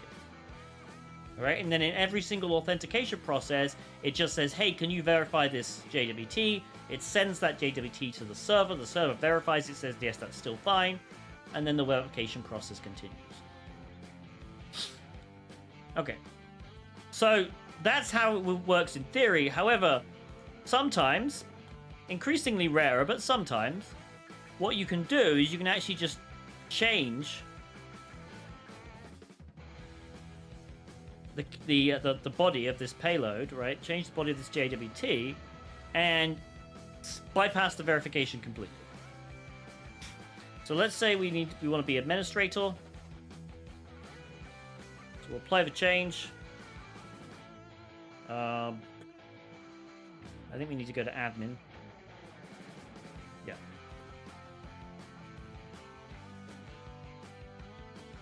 There we go. So the reason it didn't like that was because I think it's checking Wiener here. If I put administrator here, I think it'll be fine. Yeah. So even though we're administrator, we can't view my account of other users, basically.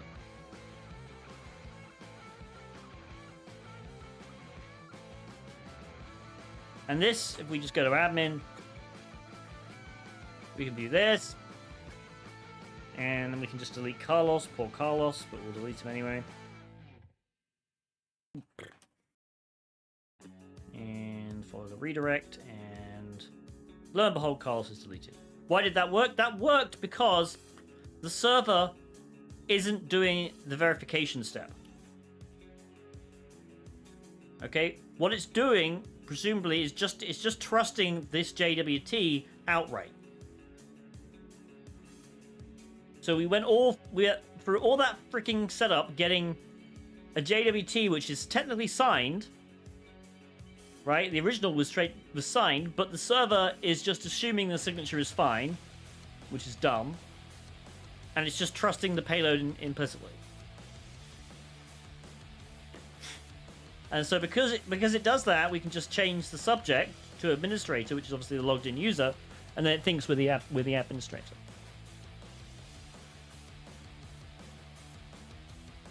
What indicators do you look for to see if it's not verified? You literally just change something.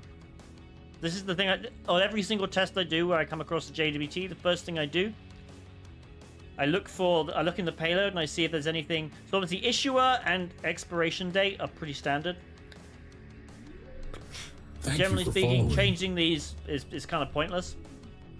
There might be some vulnerability in the issuer, maybe potentially, but generally speaking, sometimes you don't even get an issuer. Sometimes you don't get an expiration date. It's weird, but in this case, the subject is interesting because it was the same username that we had.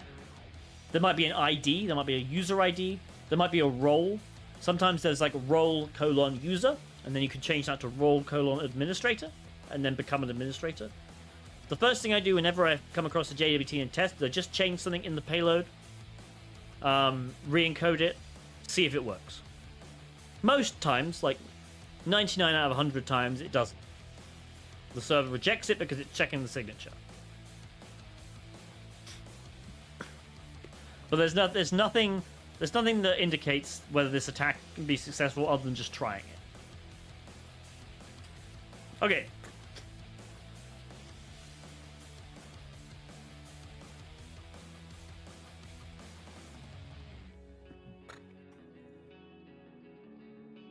This lab, so I've actually never, I think I come across one time it wasn't verifying it. That was a fun test. This next one is more common than that. It's still quite uncommon, but still.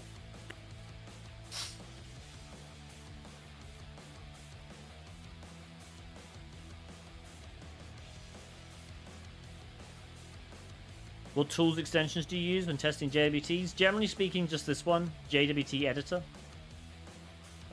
Burp is pretty good about we can use inspector to encode now.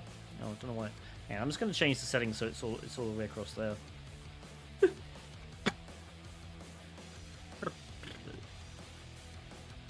The one thing I would say watch out for is if you... Yeah. Okay. So... Let's just...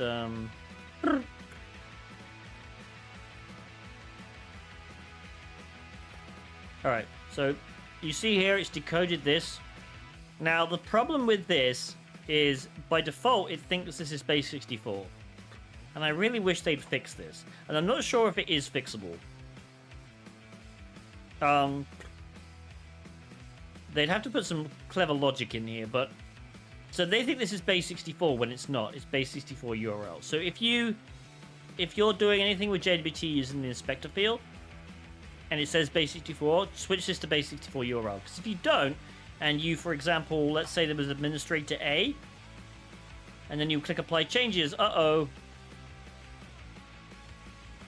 it's put padding there where padding should not be. And not only that, it's URL encoded it because it thinks it needs to URL, and maybe it does. Sometimes it needs to URL encode it. But the point is, these should never even be here. Right? So if we take this out here, actually, if we keep that in and we do base64 URL encoding, and let's just change it to a B. And now apply change. No, what? Wait a minute. Hang on. Let's change it back to just this. Okay, now do we do base64 URL and then put an A in? I found a bug. I found a bug!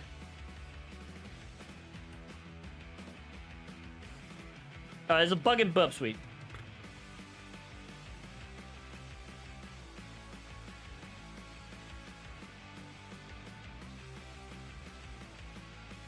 So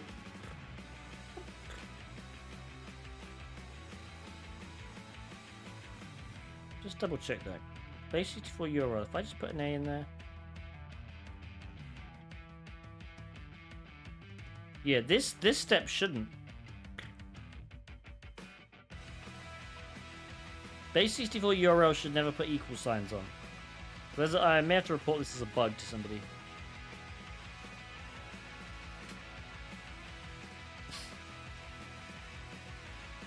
No, it should, the URL to, well, that's the thing, I've changed it. So now I've changed it, it should be updating. So the way this works, if you edit here, it should technically encode in base64, then URL encode, then you get to this.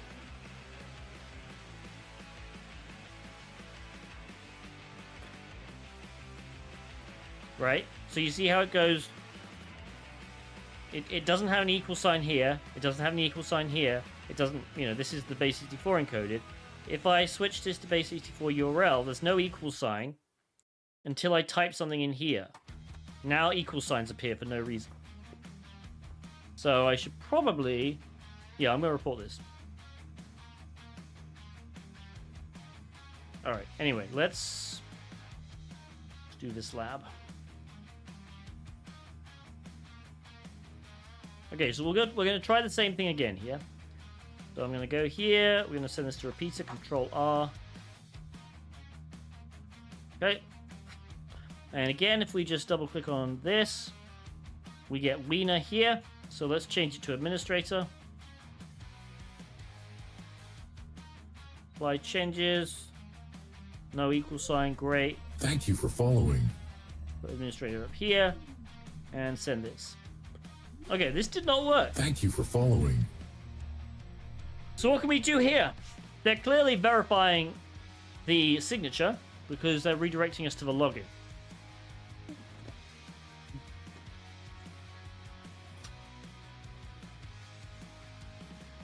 There we go, redacted nose. So there is a funny fucking thing that can happen with JWTs. So someone said crack it, but if we actually look at the algorithm here, this is an RSA 256-bit key. So there are 256 bits in this key. Alright. So 2 to the 256 is...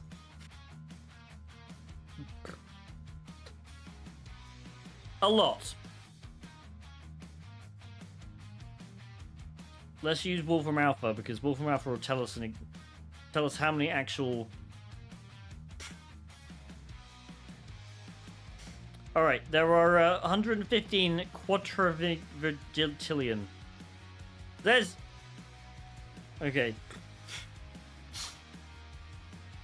I mean, there are more atoms in the visible universe, but still, this is this is a rather large number. And remember, this is an online attack. This is not an offline. I guess no, technically this is an offline. Okay, this is an offline attack because you can just keep signing it. But that's still a lot of operations. Anyway, we can't crack that. There are some that we can crack, and we'll get onto those in a minute. But let's JWT spec. Let's read up on the spec. Spec is fun.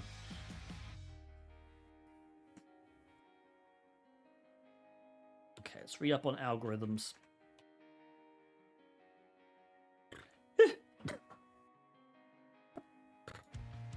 Where are the list of algorithms? Here we go. Hang on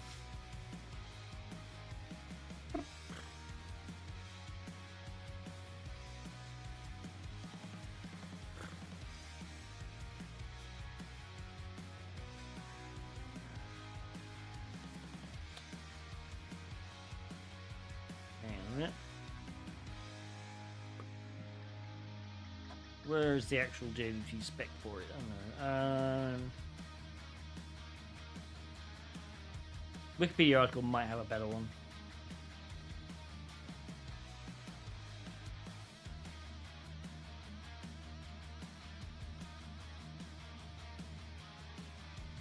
Did I just miss it here?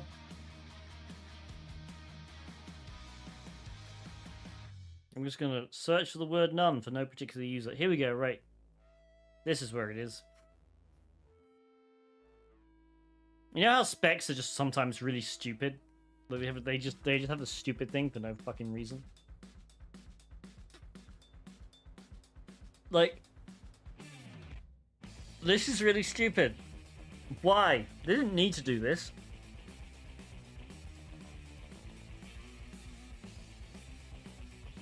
They really didn't need to do this. Unsecured JWTs.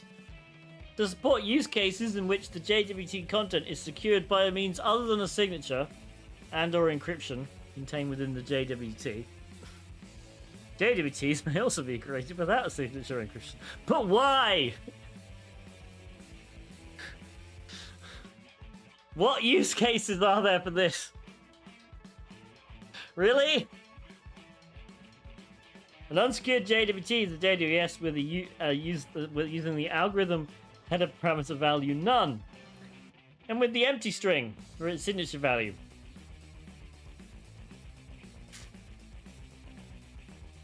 You can make your own key. No, you don't even need a key. This is the stupidity of this attack. So we've changed the subject to administrator. We're now going to edit the header, and we're just going to change algorithm to none. Delete this stupid equal sign. Done. Select the signature. Press delete, but make sure there's still a dot. There needs to be a dot here.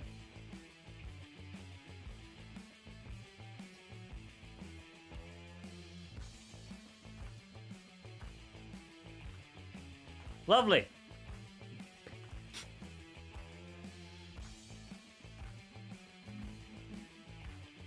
This attack I have found on a few sites before.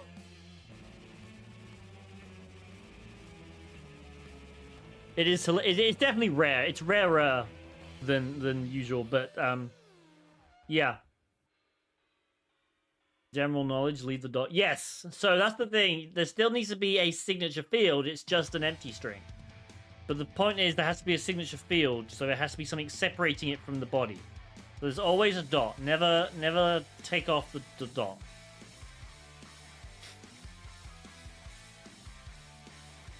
So the reason this happens is because the server is configured with a really silly JWT parser.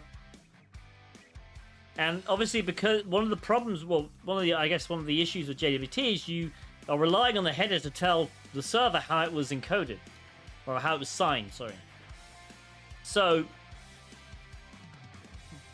in cases where there are multiple kinds of signature, where you might have a obviously with an algorithm set to RSA, you have different keys potentially, right? Or you can have an algorithm set to a HMAC, which is basically just a password check.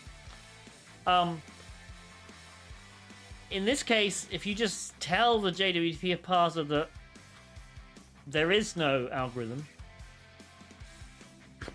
then potentially, unless you configure the JWT parser and say, hey, this does actually need a proper signature, then it could potentially just, when you're using the, even if you're sending it to a verify, right? Even if you're actually just verifying it and providing it the key, right? Because what you generally do with a verification is you give it the key that you're expecting. Potentially what can happen is it'll say algorithm none. Oh, I don't need that key. I'm just going to verify it because it's technically I can just verify that there is no algorithm. There is no signature. Now, sometimes if you put a signature here, it'll still verify it. A lot of the time what will happen is it'll reject you like this. So ironically, if you actually leave the signature there, even if you've told it, by the way, I don't need a signature, it'll still reject you. So always delete the signature. And there we go. And so now we can delete poor Carlos again.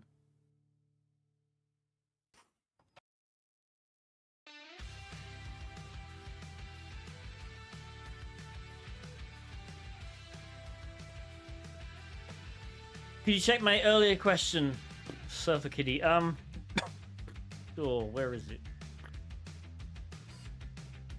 Can you just repost it? Unless I find it. Yeah, sorry, can you repost it?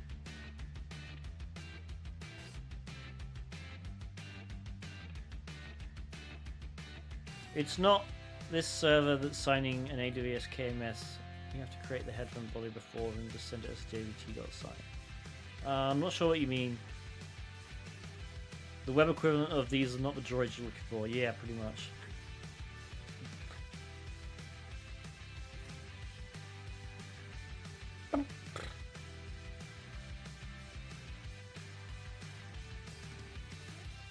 Someone not working with pentest but want to tinker around and learn. Do you think it's good value to buy Burp Pro? Just stick with Community Edition. I would not buy Burp Pro if you. I would always have the company buy it for you.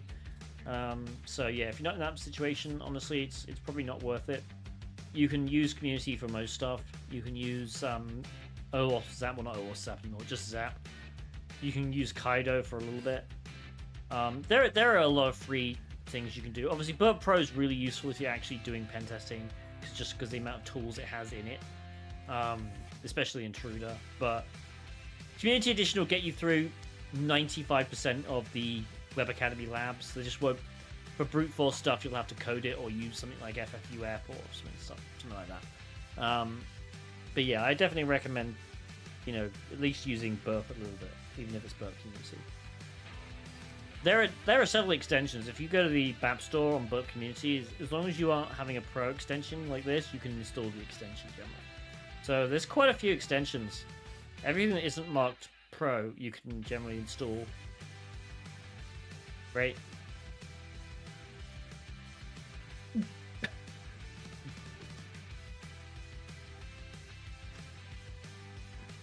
Yeah.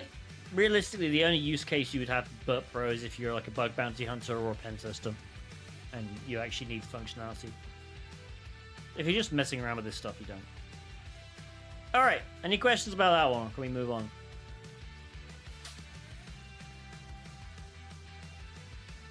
Weak signing key.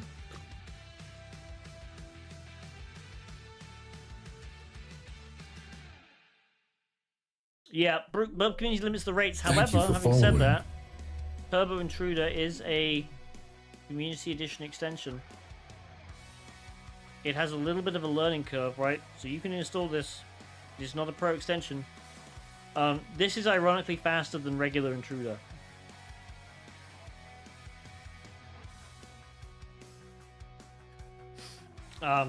You just have to know Python. So the way Turbo Intruder works is... actually it's installed, so I can probably show it. I may need to go get a drink in a minute, my throat's a little dry. Oh, have I not got it enabled?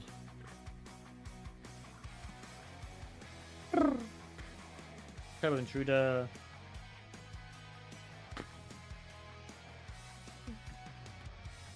Yeah, I mean, it will depend on your network speed, obviously.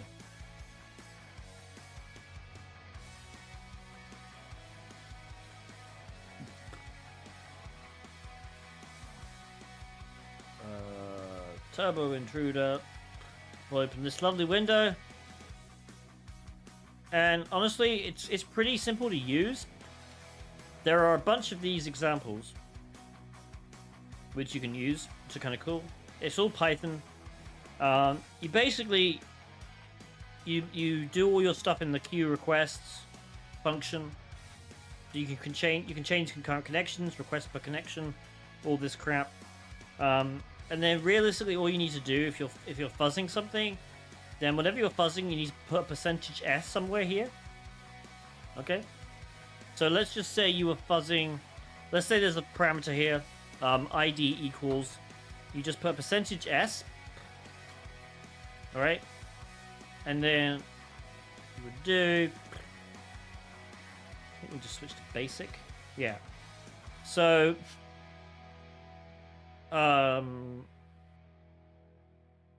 This target.request word. So this word.rstrip is where it puts the. Okay, to explain this, what this is doing, this basic script, we're opening up user share dict words. So this is your word list. We're iterating over it, and we're naming each line. We're assigning each line in this file to the variable word. Okay, and then what we're doing is we're sending the request, the target.request. This is the whole request.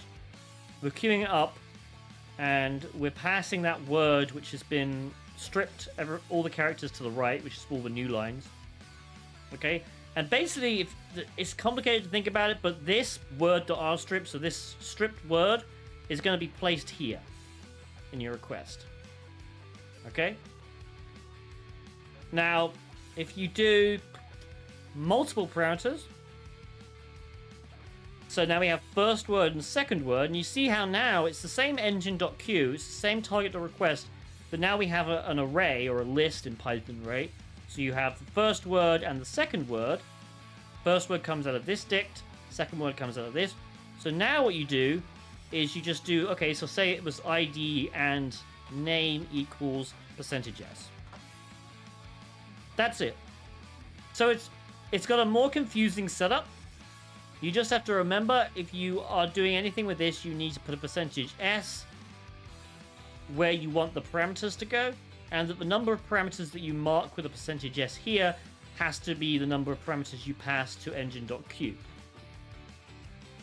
Okay? So again, pretty simple. Other than that, there's a ton of scripts. Like most of these scripts are just you can use.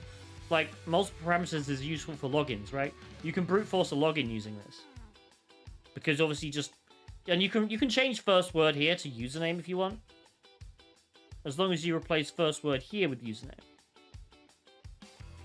All right, it's just Python. But for most situations, you can just reuse these as is. All right, just change the location and make sure you tag everything. That's it though. It's pretty simple. I think that's just there's obviously a slight learning curve because it's not as automated as Intruder is.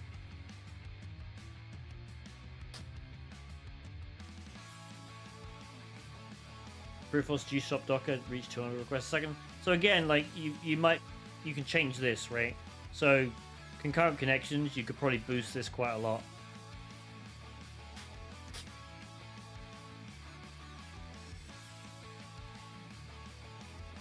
Anyway. Right. Yeah, I'm gonna go get a drink, but let's do this lab next. Let's get a marble race going though. Actually, I shouldn't have opened that. Let's do a marble race while we wait. Alright, random marble race. Let's do a community. Community maps are more chaotic. Mr. Streamer! What?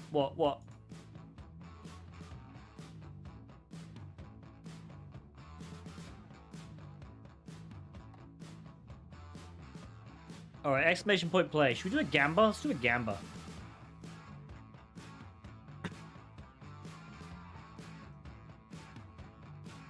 Will Tiberius finish in top 10? Yes, no. Do a 2-minute long gamba. Alright. If you're on Twitch, you can gamble your channel points. I'm gonna go get a drink. I'll be right back.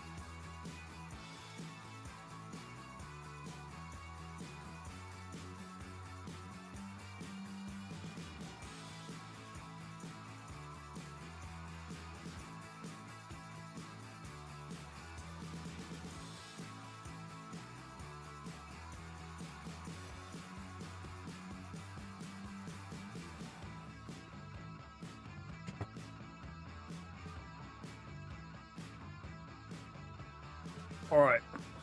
I've got a drink. And I have a cookie. Gotta keep the blood sugar up. Alright. How'd the gamba go? Wow, a lot of naysayers.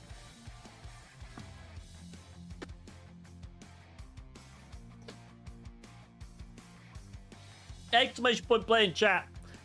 But 27 people. Obviously, the more people who play, the lower my chance.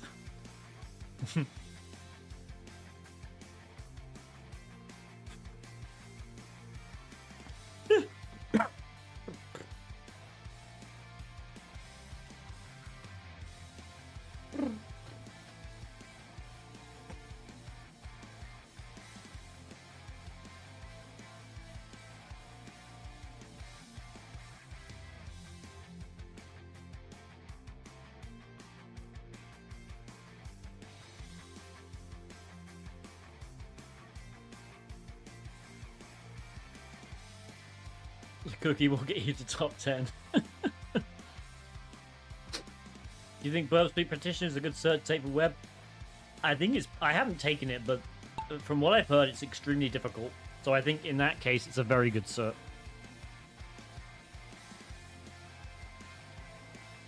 I need to take it at some point. The issue with me is that, like, it doesn't... I don't need to take it. Like, I got to the point in my career where having a cert is pretty meaningless. So, it's just time I would spend on a cert for no particular actual reason other than to just say I've got it. Oh, Leon died, T-set guy. Oh my god, so many deaths! Did I die? No, I'm still up there.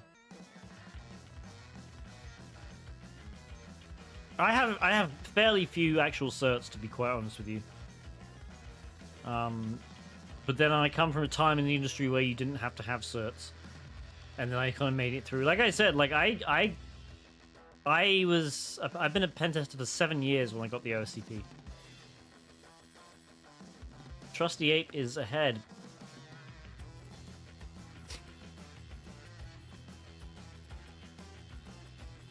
Did you die already? I don't know. I can't actually see you. Ooh, who's ahead? It's hard to tell who actually is ahead. I think Dragonov is technically in the lead here.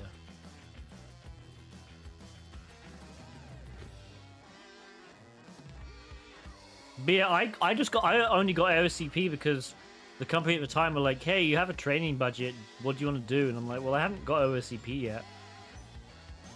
That's probably a good cert to take. And they were like, yeah, okay. I don't know why it is dark. There we go. That's a little bit better. Trusty Ape. Making their way through. I am not in the top 10. It's looking good for the non-believers right now. Although a lot of people getting stuck here. Where am I actually? Oh, I'm 10th. Oh, uh-oh. Uh-oh. Uh-oh, people in chat.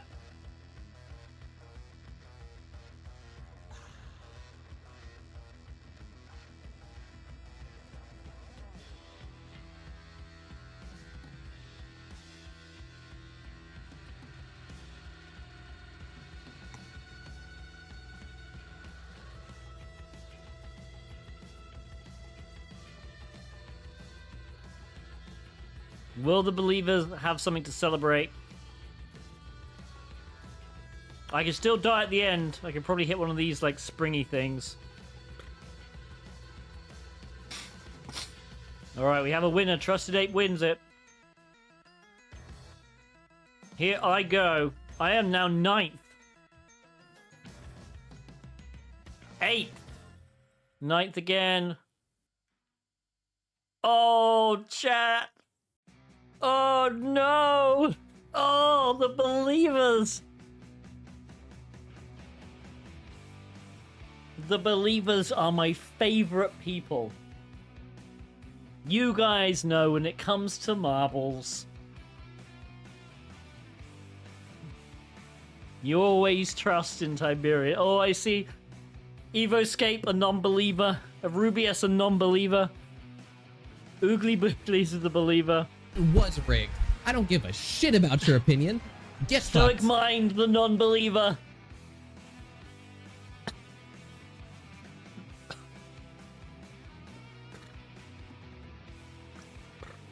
There we go. Channel points dispersing. Who's getting channel points? Thank you Let's for see following. the details. Wow, 24,000, well, 25,000 channel points dispersed to the 9 believers.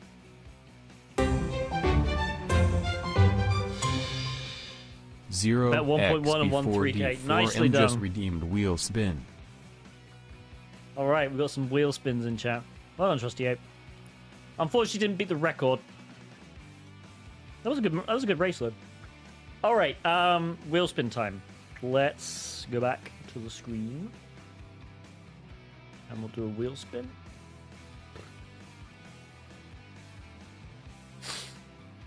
We'll just have to take lockpicking off. I still haven't figured out my lockpicking stuff, but anyway, wheel spin for 0x Badman, or sorry, is it Badman or Badam?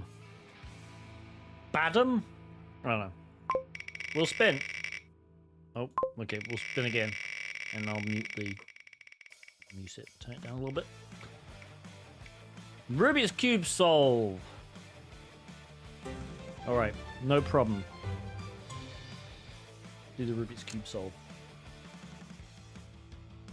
Well, the Rubik's Cube, which is on one side is technically, if I hold it over here, it's black, right? There we go. It's a black Rubik's Cube. If I it's occasionally gets some white dots on it. Hang on.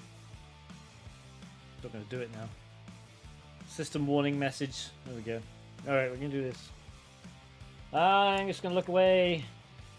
I guess I don't need to close my eyes if I look away, but there we go. Whatever. So people don't think I'm cheating. Not that there's any point in cheating on a Rubik's Cube. It's not that difficult to solve. It's just, it looks more impressive than it actually is. If you can remember like 10 different algorithms, you're fine. All right. Let's solve this. Okay. That was not what I wanted to do, but okay.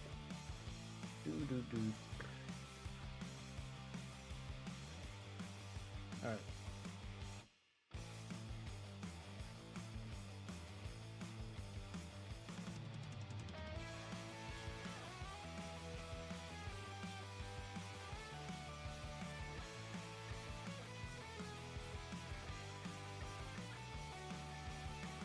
Have a magic one, it's see-through. Yeah, it helps me solve it because I can see the other side.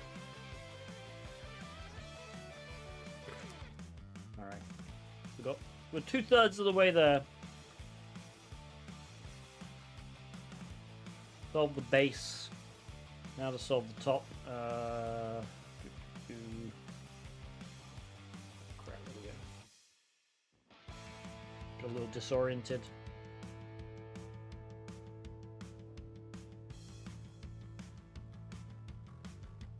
Okay. Yeah, crap.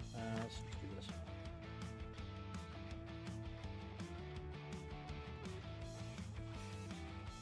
Almost done. I'm gonna do 2 more of these and there.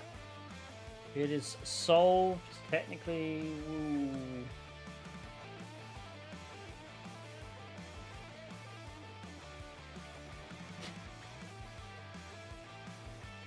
Imagine shuffling a Rubik's Cube with the eyes shut, open your eyes, and you've done a full cycle when it's already done. I mean, I try and randomize it. Like, I play with it in my hands. I try to ignore what I'm actually doing. So yeah, that would be quite funny. All right. There we go. Okay. Let's continue with this lab now. I can actually open it for the first time.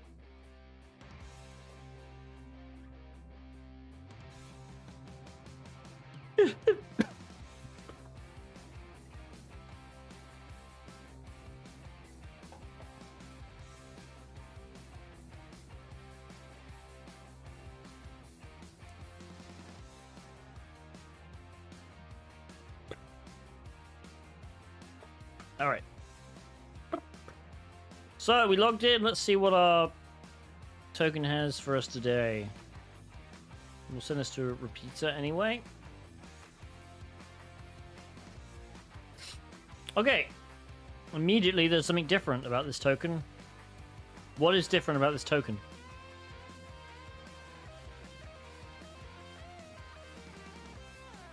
HMAC. What does HS256 mean? Points for people in chat. No dot at the end? Well, no, last time we removed the signature, remember? There are still 2 dots. What does HS256 mean?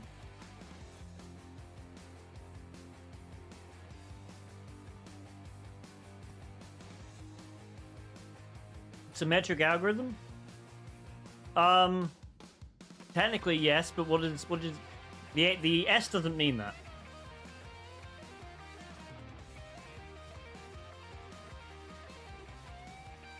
It doesn't necessarily mean it's password based.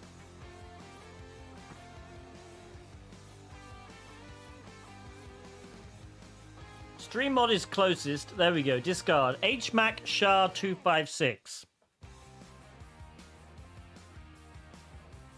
So what's an HMAC? Let's go to Wikipedia. So an HMAC, honestly, it's pretty simple. Basically, it's some kind of hashing function, right? But instead of just hashing the thing that you want, you provide some kind of secret. All right. So generally speaking, with an HMAC, that's a string of bytes. Could be a password technically, but you think of a password as basically, you know, something like a word, right, or a phrase. But the secret could be anything. It could actually be a key. All right. So when you see HS256 versus whatever we had before, right, which was well, not that, but RSA 256. All right. So we've got.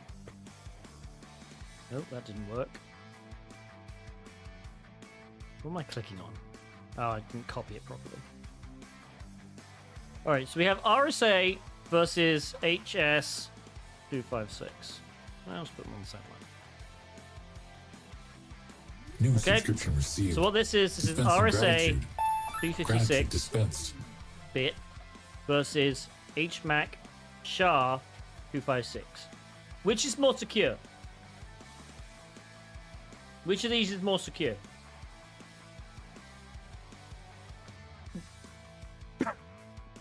Bonzo! Thank you for subscribing. 23 months. Almost 2 whole years. Holy crap.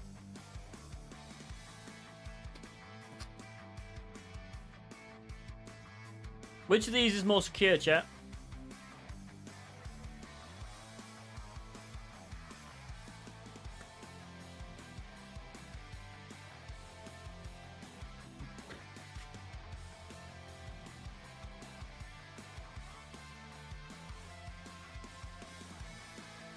My gut says RSA. Shall replace the RSA? I mean, they're two different. Firstly, RSA and SHA are different algorithms. Like, they're completely. Like, SHA isn't an encryption algorithm. RSA is an encryption and signing algorithm. SHA is a hashing algorithm.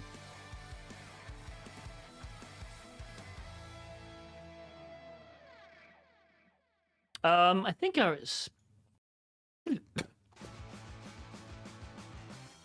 RS. Hang on. RS-256. There's something about it. What is it?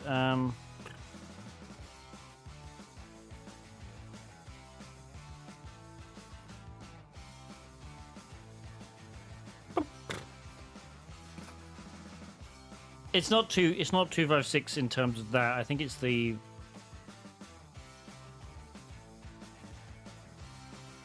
It's complicated.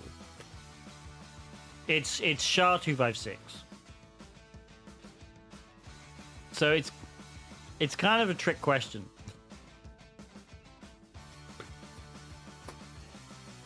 So it's not. Yeah, I didn't mean saying 256-bit key is incorrect. That I didn't mean key there. The 256 does mean bits, but it's not the key. Yeah, maybe I should. I'll just keep it to RSA 256.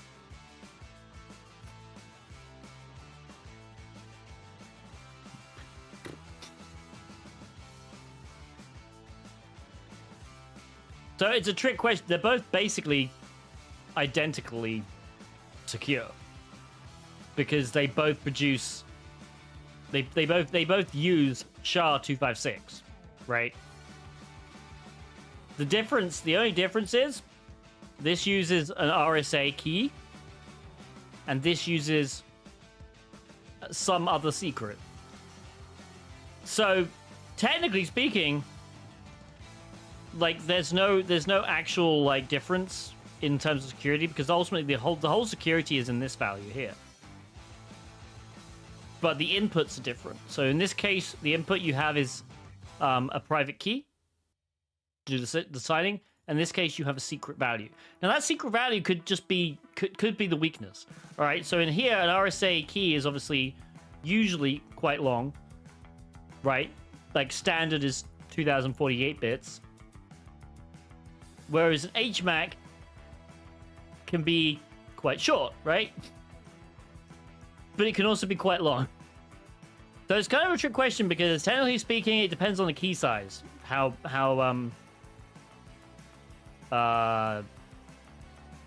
strong these are. But ultimately what it comes down to is they both use SHA-256. And SHA-256 is always going to produce the same length of the final hash, right? So that's kind of all that matters, realistically. Does that make sense? So there's a whole, like, it depends. It depends on how you look at the strength. Do you look at the strength of the input here? Or do you look at the strength of the actual signature? RSA was compromised by NS. Yeah, I mean, it's complicated.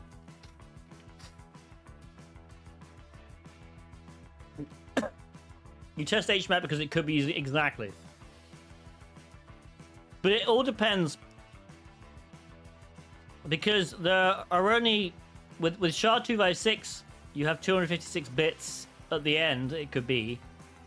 And this is also 256, we just don't say SHA. Okay? So yeah.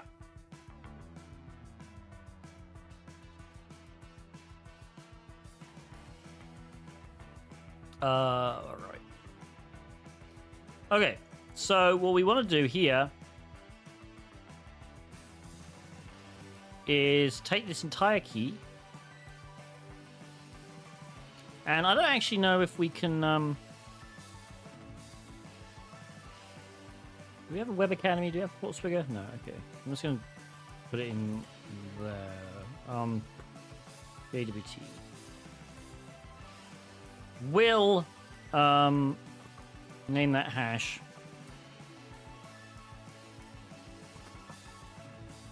It will not. Okay. I don't believe John. Hashcat definitely does. Does Hashcat work on this? It does. Lovely.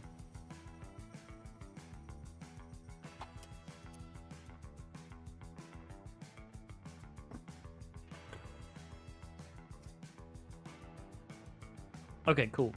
So Hashcat will crack this.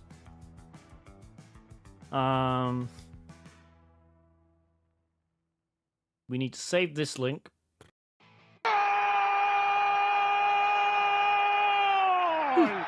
Subs goal of 90 reached. New subscription received. Thank you, Bonzo. Dispense So some Bonzo Gratitude gifted. Oh my dispensed. goodness. Gifted us up to Zemdo, Fish Sticks Major, and Kopka, and got us past the sub goal. Has actually donated 27 total gifted in this channel. That's insane. Thank you so much. Let's get the goal started to 100 then, I guess.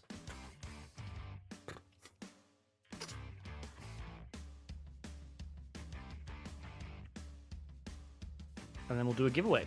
All right, let's oh shit, I didn't mean to do that. Let's just download the raw file. Download that. All right, so we can let's start Hashcat. We're going A0M1650, sorry, 16500. The hash is JWT, and then the word list is going to be in downloads, JWT secrets. All right, let's do the giveaway.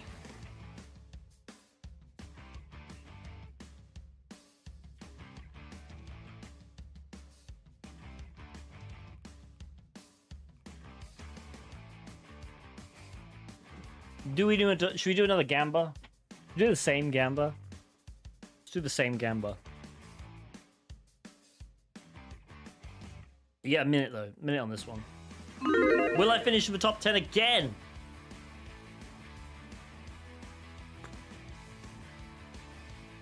Was this 99%? Really? I thought it was I thought it was like 20 something. Now I don't know. It doesn't look like there's any way to die on this one.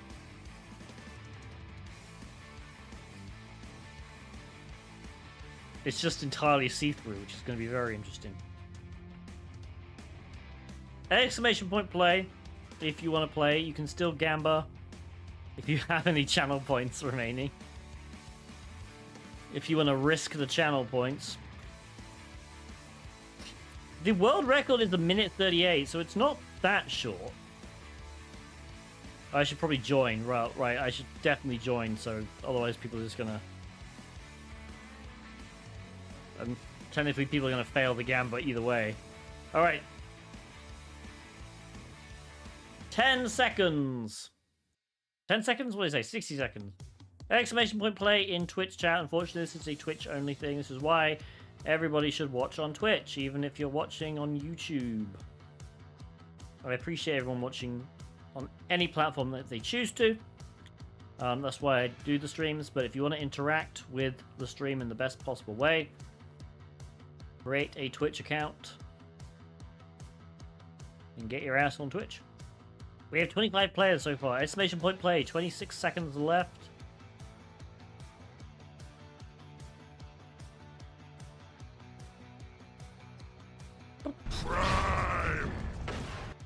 There you go, I am Double C. Thank you for the Prime sub. Oh, that's right, I am Double C followed me. Dilla Dirty Prime sub, thank you. 7 months. I'm having an awesome day, thank you so much. All right. This is, by the way, this is a giveaway. This giveaway was triggered by Bonzo, one of my mods. So the way this giveaway works, if I win, or if Bonzo wins, because I believe he's the only mod in the race right now, then we instantly double the voucher and we do another race.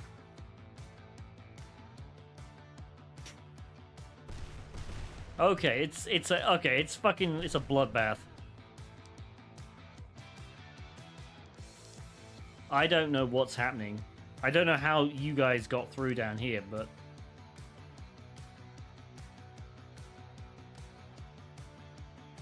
alright, so many people are dying now. Am I still alive? I am technically still alive. I mean, who knows if I will make it.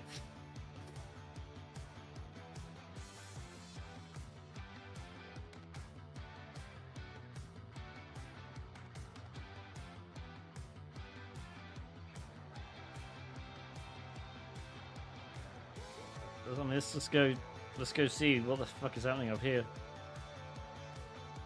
We're just all stuck in here. This is crazy.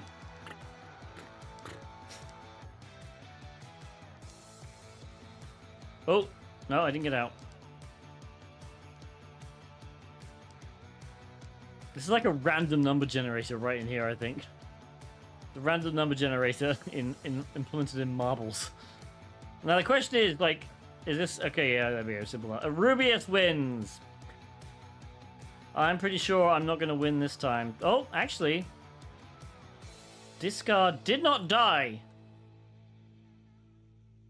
Amazingly landed on the roof and then fell down again.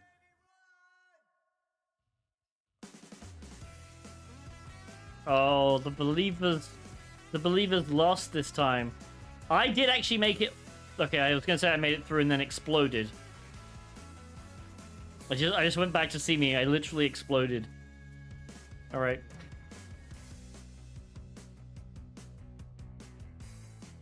Well done, Arubius. This was a voucher as well. So what voucher do you want? So just to be clear, I can give you Hack the Box, but I'm having issues getting through to my contacts at Hack the Box for actual vouchers. So I have a deal with Hack the Box where I get them at a discount because I give so many away. So if you want Hack the Box, I can definitely get you Hack the Box at some point. No, Hack the Box was not for Academy.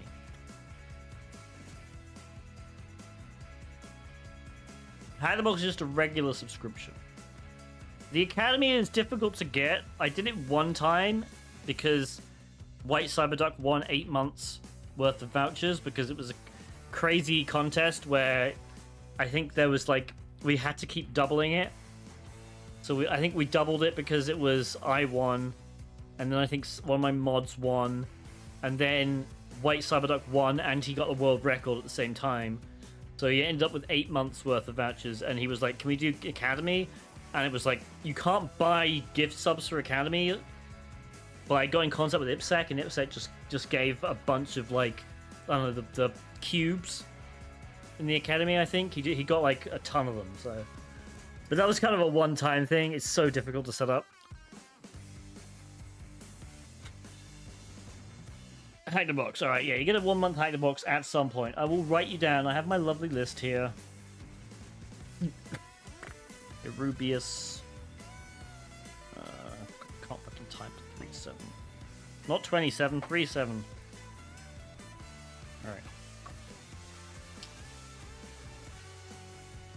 I will send him an email tonight. Okay. Let's go back and see if we actually cracked anything. We did indeed crack it. Secret one.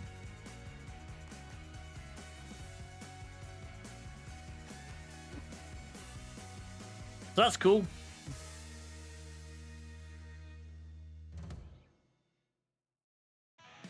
Oh, we got a hype train. Did that...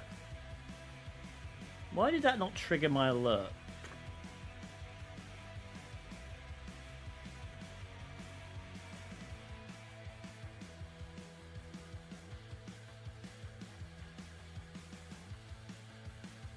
I have a hype train alert. Did it not? Did it go off or did I miss it?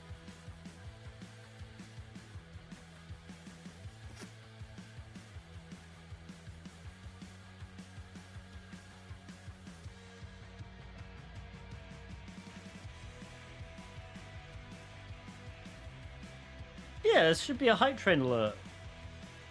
That's weird. Like, if I can send the test alert.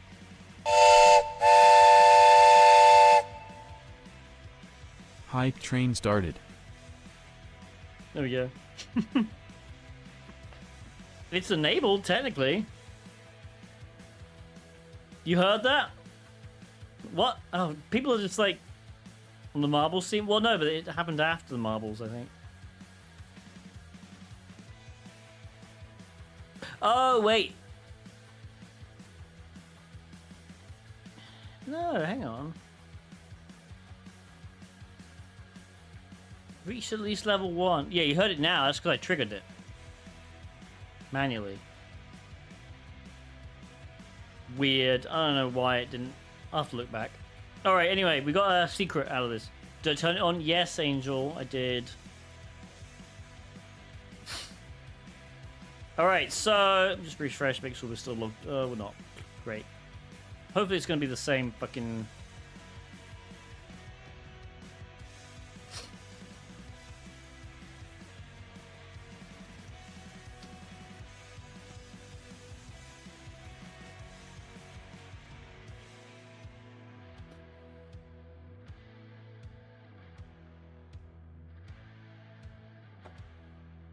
I didn't even turn it off. There's just in the settings you can just send it again.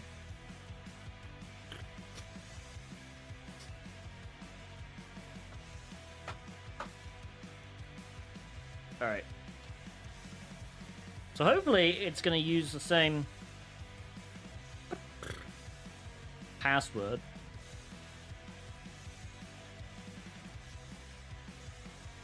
Okay, so what we can do, and this is you shouldn't do this in a real test, but because we aren't using a real environment, we'll just do this. You can technically go to jwt.io, paste it in here, and then what we can do is we can put our secret in here, secret 1, and what it's going to do is it's going to actually generate, this is a new signature now. And so hopefully this should actually still work if we copy this entire thing. Yeah, it was the same one, but if we go back and we just change this to administrator, hopefully we copy this, put it in here, change this to administrator as well. There we go.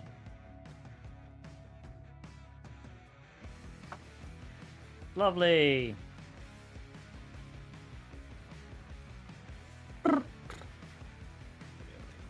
That and this and set. And we should complete the lab. Lovely, solved.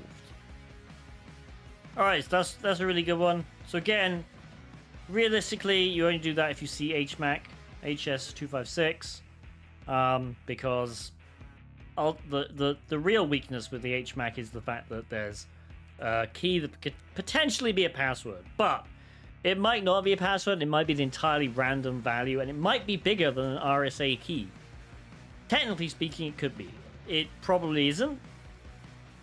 But even still, even if it's like if it's random 64 bytes, that's still pretty difficult to brute force, right?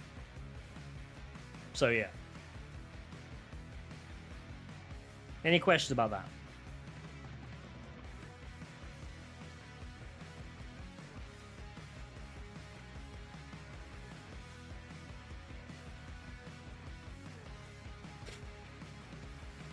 Who is streaming? We have reached the end of the stream. Let's have a look on Twitch. Who is streaming? Did Kitty's playing Outlast? Oh yeah. Helen recently got me into Outlast. Oh wait, is this the original Outlast?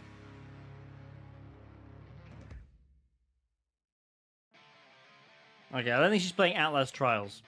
What if it's signed with a certificate? Anything to test? Yeah, there's a ton. The Mayor... Yeah, Mayor, you gotta stream more, man. I miss your streams. They were so cool. Like, streamed for like an hour at lunch. It was great. Anyway, welcome.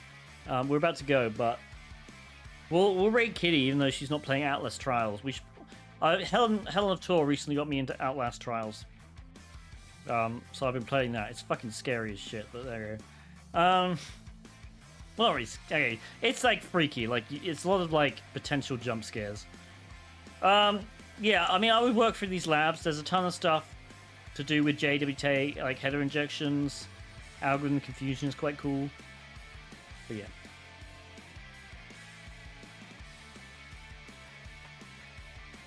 All right.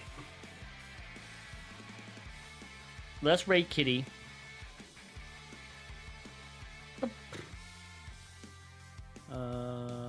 Cool, yeah.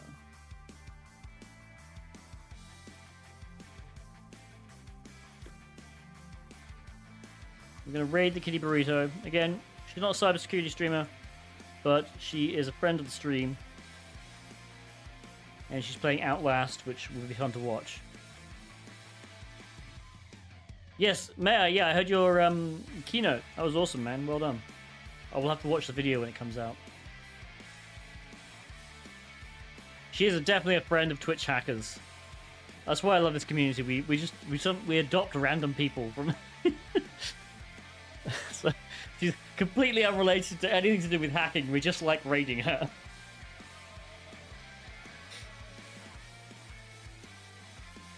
All right. Is this?